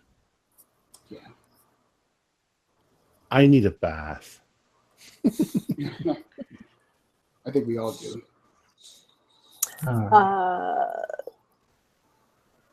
Is anyone else going with Maggie, or are you just going by yourself down to talk to the old lady again? Yeah, I was just going to stop by real quick. Okay. On the way out. On the way out, yeah. Okay. Yeah, she will open the door and. I am so sorry to bother you again, ma'am. I was just thinking about it. Do you know what the my cousin and his companion were arguing about by chance? Maybe it'll lead to more clues as to where he is. Well, I don't like to speak bad of people, you understand. Oh, yes. But they weren't married. Yes. I know. It's unfortunate. I heard them yelling one time about money, and I heard her say one time to him that she was not going to do it anymore. And I don't know what that means, but I can only imagine. I mean, he was an artist after all, and you know what they're like. Yes, it's an unfortunate lifestyle. So how often would she come over? Oh, she was there all the time. I tell you, they were living in that room together and not married. Yes. Okay. Well, that certainly clears things up a little bit for me. All right. Well, I will leave you be. I hope you find him. And if you do, you should set him on the straight and narrow. Yes, that's what we're aiming for, God willing. I'll keep you in my prayers, young lady. Thank you. All right. So Maggie's gonna, lock the door if everyone's left. And Before we go, I've got two questions. Oh, yeah. Sure. First of all, have we opened everything and found everything there is to find in terms of cabinets and? Yes. Just to confirm that. Yep. Also, I want to open the window if it's openable. Yeah. And put my head out and see if there's anything to be seen on the outside of the building. The wharf, the water, the building, Make a roll for me, Diz. That's at 35. Okay.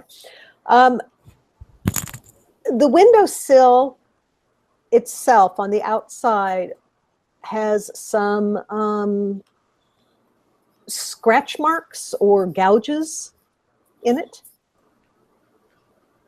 Like claw marks or something?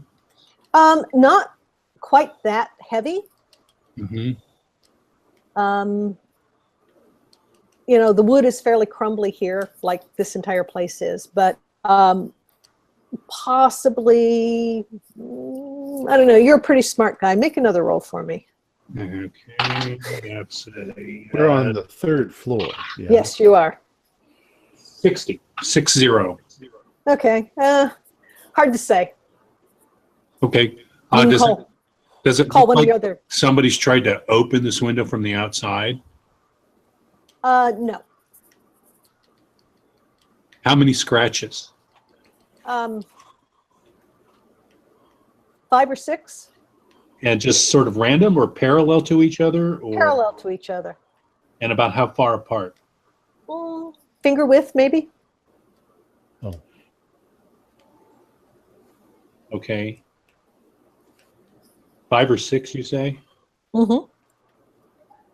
And they're all an inch apart About altogether? that. Yeah. So it's not like 2 sets or anything? No. Okay. All right. Thank you. You're welcome. And just to add slightly to that, the ceiling. Mm-hmm. Is there anything in the ceiling that can open up, like to an attic or? No. It's Okay. fairly stained. Looks like there's water that's come in here, but there's nothing like a crawl space or any door.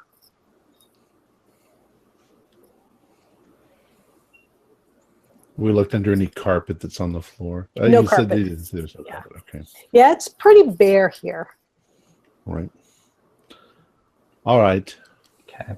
So we've escorted out the painting, Yep. right? It's out. Okay. Are you going to leave the other canvases, the kind of trashed ones, or are you going to take those as well? If you can fit them in your car, Frankie, maybe. Is there anything about the canvases that are torn that could indicate what he was working on?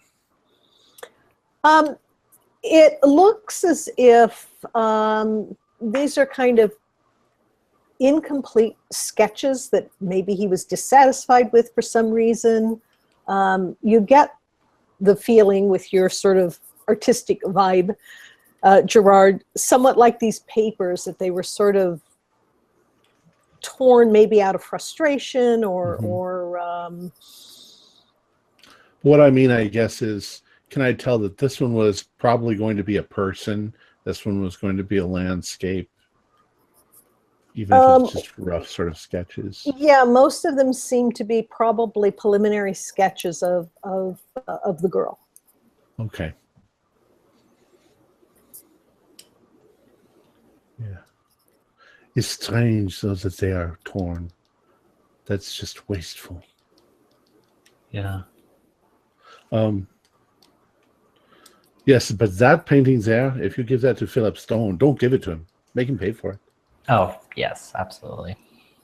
I did promise him a Lambert, so maybe we can use this one as leverage. Okay. All right. So Maggie's gonna lock up, and then yeah, she's gonna go back to the landlord's office, but she's gonna kind of turn to the kid and say, "Hey, could you just hang out up on the staircase and just kind of keep an eye out?" Yeah, Yeah, no worries. Don't landlord see that painting. Yeah, don't let him see. Yeah, that's in the car. Okay. So yeah, she's gonna knock on the door. Okay. Well, it'll take him a couple of moments to leverage himself up to the door and unlock it, and gives you a big kind of sloppy grin. Ugh. Here you go. Thank you so much for your assistance today. Oh, you're welcome. You're welcome. Hey, could you tell me, where did Mr. Lambert go? I'd like to know that myself. He owes me money. Right. Did he list a reference or a character reference or anything? No, Application?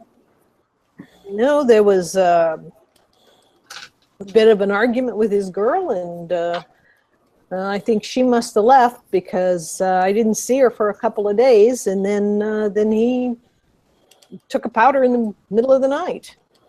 Do you know anything about this girl?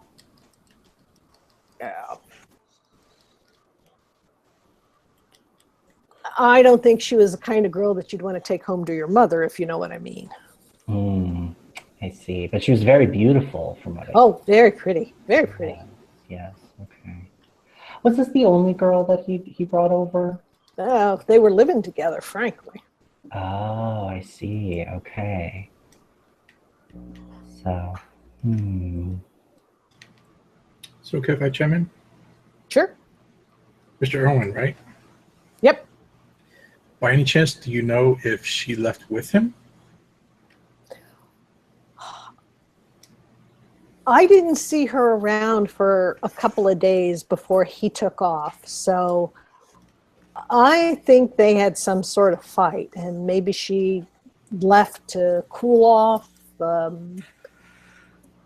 It was kind of unusual because she was always around.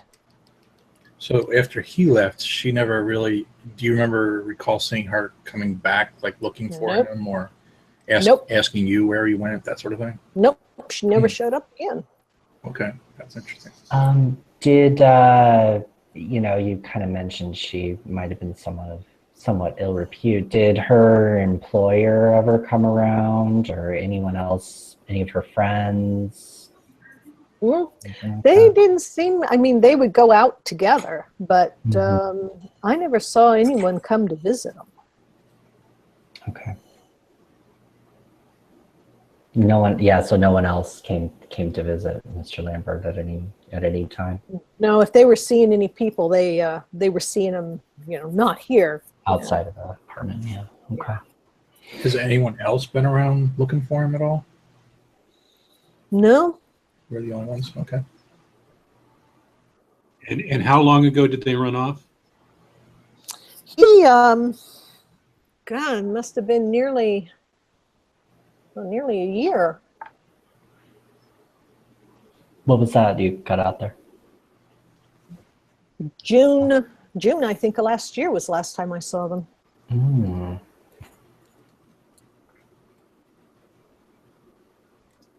June 3rd. Tell me, when you got anything from Lambert's place in there?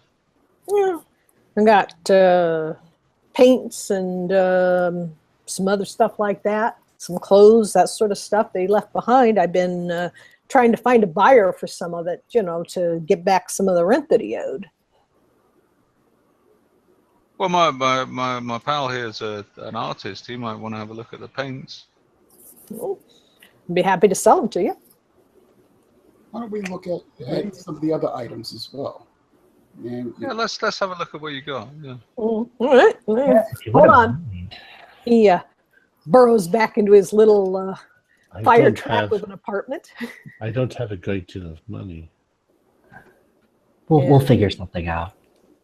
Comes back with a fairly substantial cardboard box, which he'll plop down on the floor there, and he says, "You guys can go through it if you want it all. I'll take." Oh, you cut out there, Janice. You cut out. How much? What did he say? Couple bucks. Couple bucks. Yeah, go on. I'll give him a couple of bucks for it. Well, then let's just take it. Yeah. At least at first glance, you can tell there's some clothing that's stacked on top, and God knows what's underneath. I'd rather examine this back into our place. I agree. Well, thank you so much. We really appreciate it. You're sure there wasn't anything else that he left behind? No. I got the impression that he sort of left in a hurry, but I don't think they owned a lot, if you know what I mean. I mean, there was some dishes and odds and ends like that, but personal stuff, not too much. Anything hanging on their walls? Paintings, pictures? No, just the things that are up there and the one I gave to Danny. Okay. Okay, thank you so much. Really appreciate it. Sure. Come back She's just gonna anytime. walk out before he tries to get another kiss him again. Get another kiss. Yeah. Yeah, you can tell he was angling for that. Yeah, she scampers out before that can happen. All right. Pile into Frankie's car and going back to Gerard's place, or where are you guys headed to? Over to Frankie's house? The other paintings at Frankie's. Yeah, Yeah, let's go to Frankie's. let's go there. I want very much to see that painting. I want to show the kid the painting too. He's in on this. So. Okay. All right. Quick hop, skip, and a jump across town and over to Frankie's place. Luckily, his wife is not home. Yep. I'm not used to entertaining, but I got water if anybody wants it. Got any gin? That Water, stuff's never so touch weak. this stuff. Filthy muck. It's because fish pee in it. You should still have some of that stuff that we picked up last night. That's Not right. very much. That's right. I don't even care at this point. It's a bit strong. For herself. Yeah. Just gulp it down and just. No, thank you. I want to be completely sober when I look at this painting. You're gonna look again? I want to see it now. Kid, take a look at it too. You're in deep on this with us too. I don't know where y'all are getting these weird paintings at, but I'll take a look and I'll take some pictures of it. See You've what seen happens. worse on the street. You worked the vice beat and the crime beat. I gotta this time. All right. All right. Make a roll for me, kid. Alrighty. See if you see anything in this. I'm rolling against power, is that correct? That's correct. 2. Wow. Ooh. Okay. I'm seeing into time. You are. This painting is clearly has been done in the apartment that you were just in. In fact, it has the bed there, the window that you can see the water in the distance. In the bed is a woman that's got bed linens artfully draped over her apparently naked body, because you can tell her back is exposed. Mm-hmm. And as you watch, the shadows along the floor and around the bed start to thicken and become a little more solid. You can't really make out what they are, but they definitely seem to have some sort of malevolent intent. And they're moving toward her? Reaching towards her, definitely. Mm-hmm. Okay. And she turns and looks at you with your wonderful 02 directly in the eyes. Mm-hmm. This anguished kind of expression and says, "Help me." And then the painting looks exactly as it was before. Can you hear me?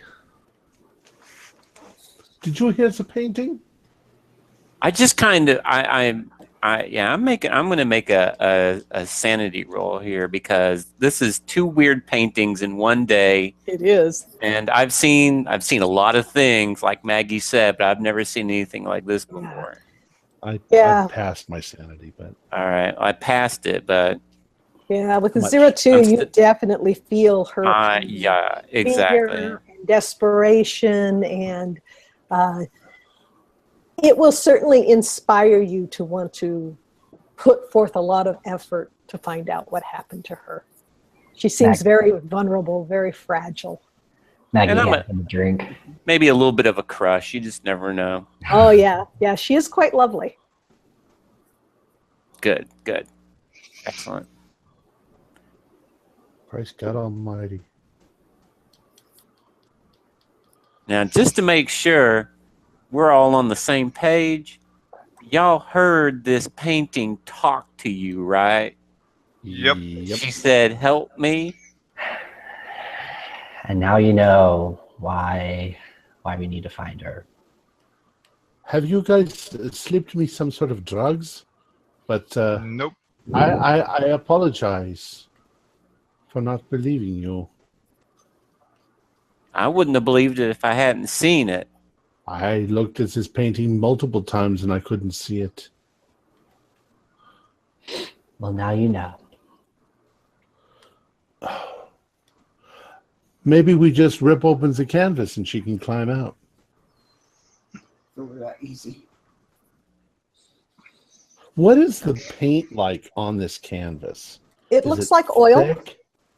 Is it- It's, oil paint has a kind of a rough texture to it. Right. It's not applied with it's applied with a brush. So there are brush strokes and that sort of thing. So not heavily thick. Not like it's been applied with a knife or something like that where there's texture. Exactly. Yeah. Not a Pastel. Right. But when I stare at the paint, is there any indication of how this illusion could be accomplished? Or is No, if you look at it very closely, and there doesn't appear to be, you can make out that there are some pencil lines here where he clearly roughed it out before painting it. But there doesn't seem to be a second painting, at least that you can discern underneath or anything like that. And there's nothing on the back of the canvas itself?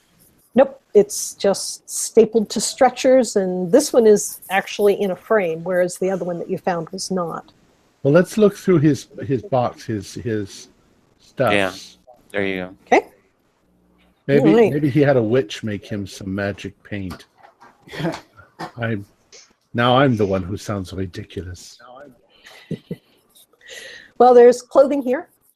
You get the indication, at least from the clothing, that he's pretty average height, not terribly heavy. Probably a starving artist type. So, and there are tubes of paint here. There is an artist's palette with dried paint on it, and some brushes that are all stiff, who definitely have not been cleaned appropriately. So some gum spirits and turpentine and.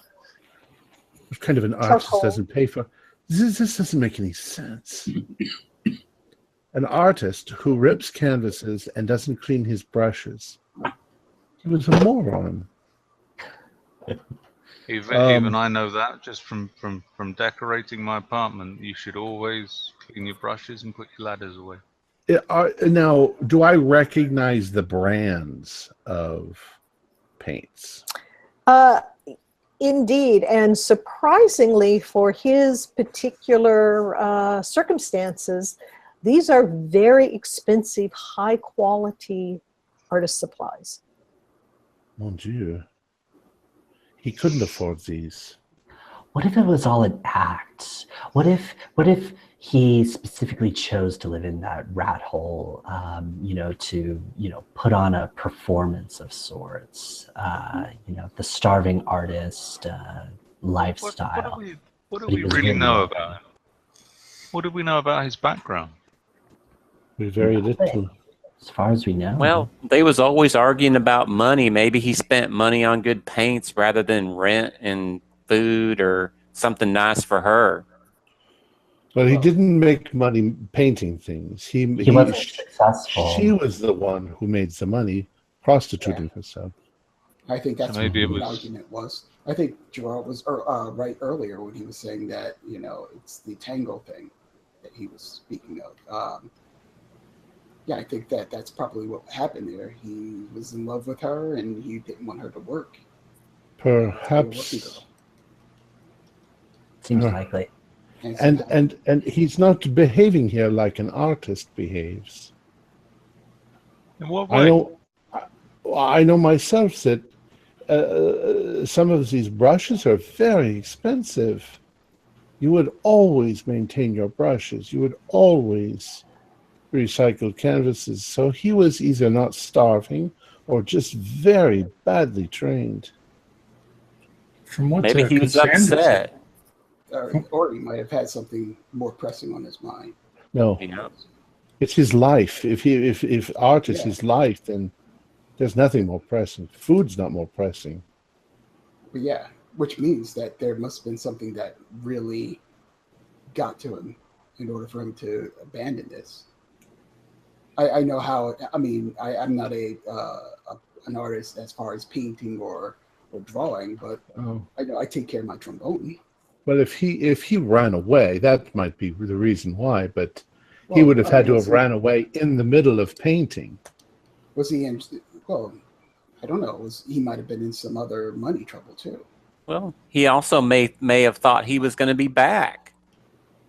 We don't know that he ran away. All we know is that he left his apartment and never came back.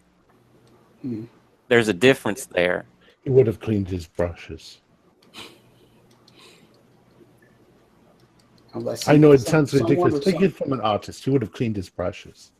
I mean, the only thing I could think of would be if somebody was after him. There you go.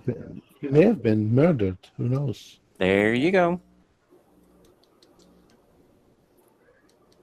I mean, I can check with my contacts at the police department and see if there's anything going on or any unsolved cases or anything that's come up like that. You said that she was associated with Mr. Stone and that he was a very violent person. Yeah.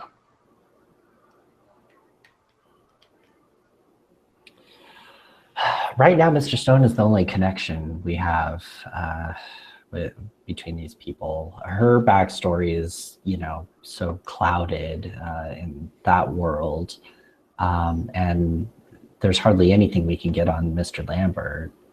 Well, I am willing to risk anything to go there, but I don't think that you should go. I think it's far too dangerous.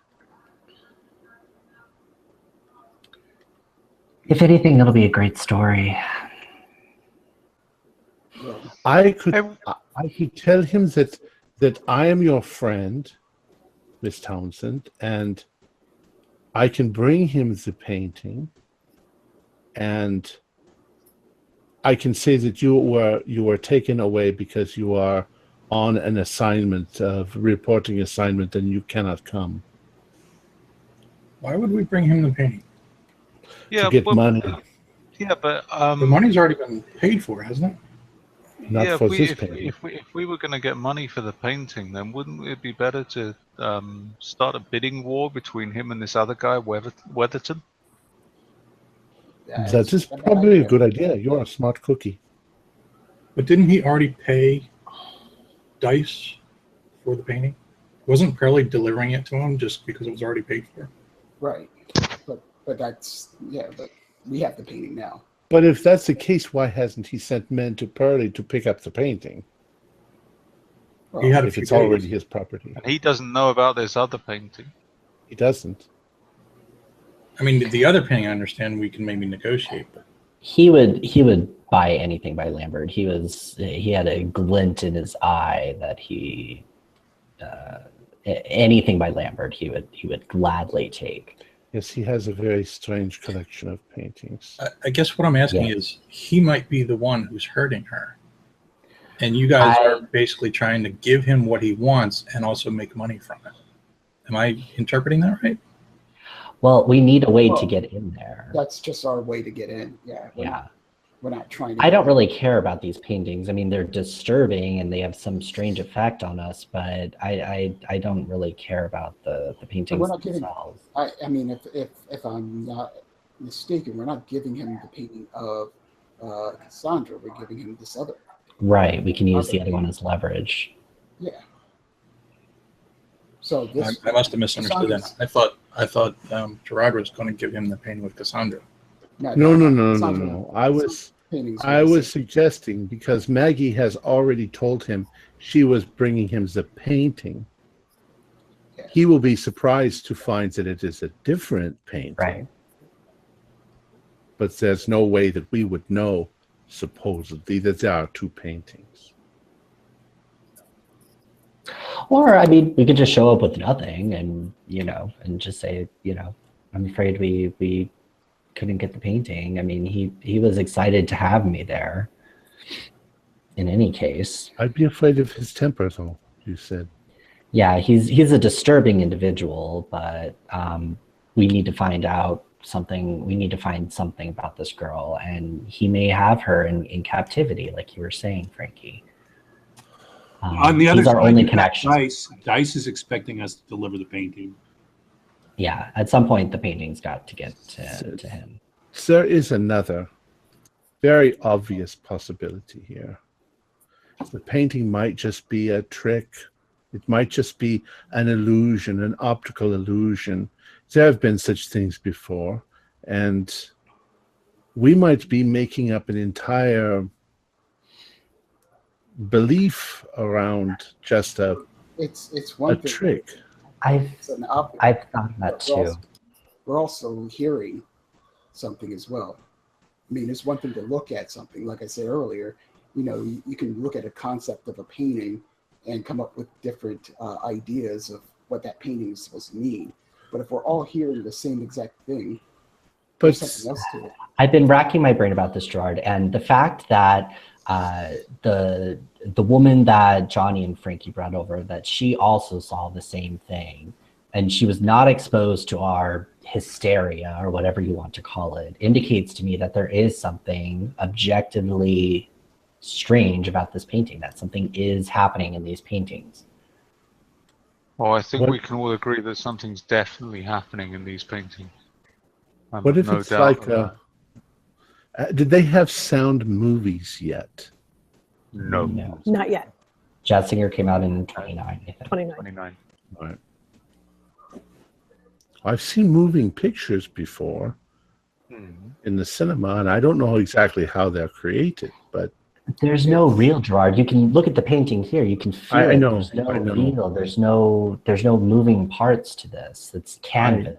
I am straining my imagination. I understand. I had the same inclination. All I know is that this woman is in trouble, and if we have a way possibly to save her, I'm going to go that route.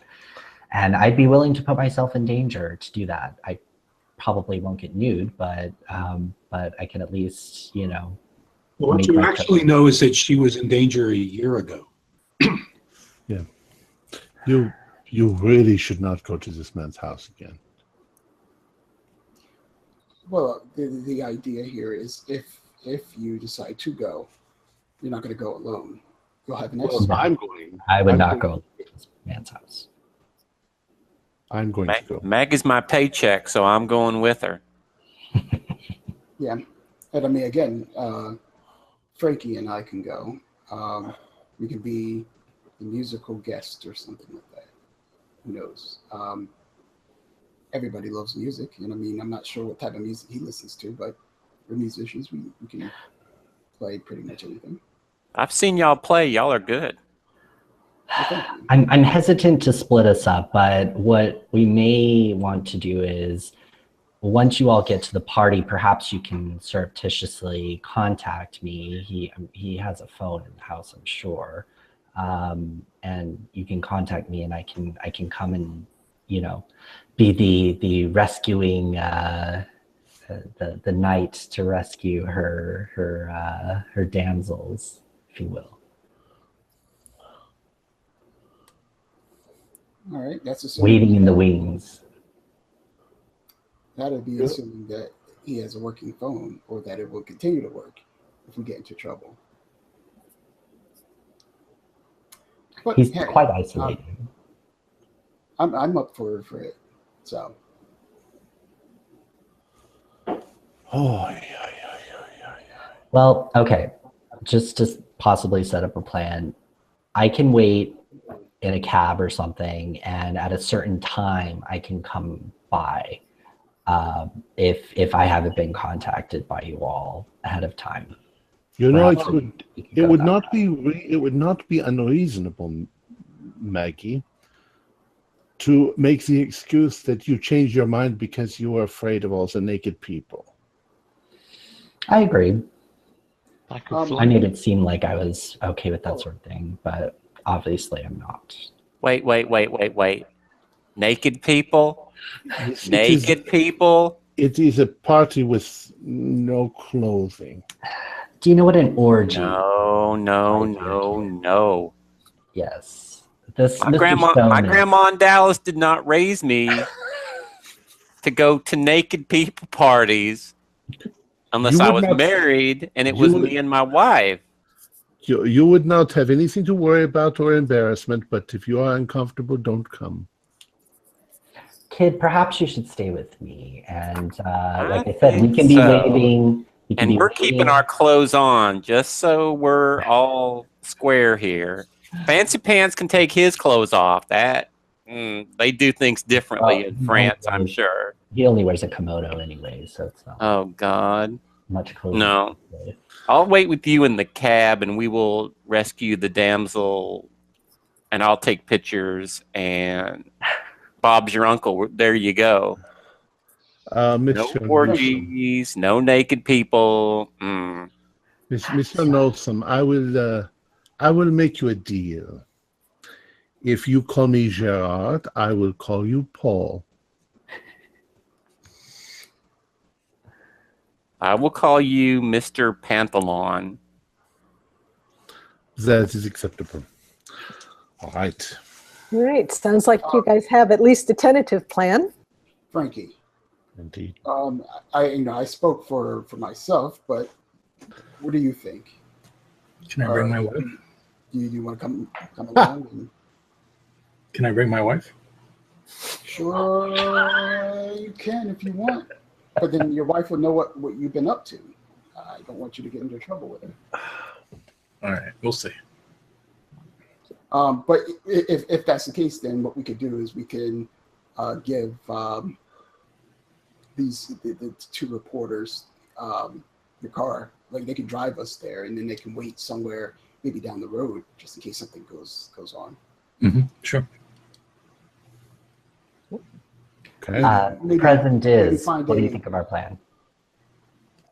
Well, I'm all in favor of it. Although I'd like to get an angle on this Weatherton guy, but I'm wondering if maybe he might be at the party. Depends what kind of rivalry him and Stone have. If it's a kind of friendly rivalry, then he could well be there. Or his principal. Yeah. They Also, might run in the if same you're going to hand over the painting tomorrow night, that only gives you 1 day to make a copy of this thing. No, we're going to give him the painting that we found in his apartment. No, we're not. He's expecting the one with a girl in it. He That doesn't one know has- what he's expecting. Yeah. We've already have told. no We've idea what described. I described the painting to him when I was at his house. Yeah. The girl, he has to get the girl painting at some point, but we're not necessarily the messengers for that. Like, if we need to produce a painting, we can give him the landscape and hold on to the picture. Yeah, that's what I was thinking.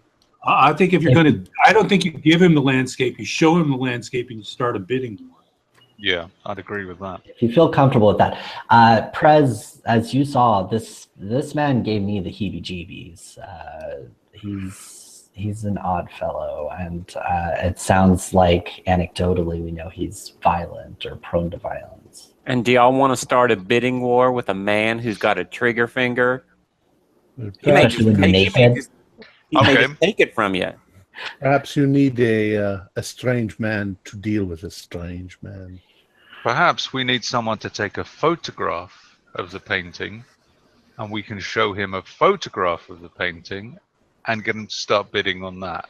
Ah. Because I think setting foot in his house with the actual painting There would be you a go. big mistake. There you go, Mr. Barkley. There you go. How long does it take to take a photograph? There you go. No, you have, this is 1920. You have to take the picture, get it developed. Right. I have he has a dark room. Take the picture That's now. what he does. Dark room tonight. And I have a private dark room, so it's not like anyone else is going to see it. Okay. So there's confidentiality. That's my business. Very good. All right. Well, it sounds like we've got at least a outline of a plan.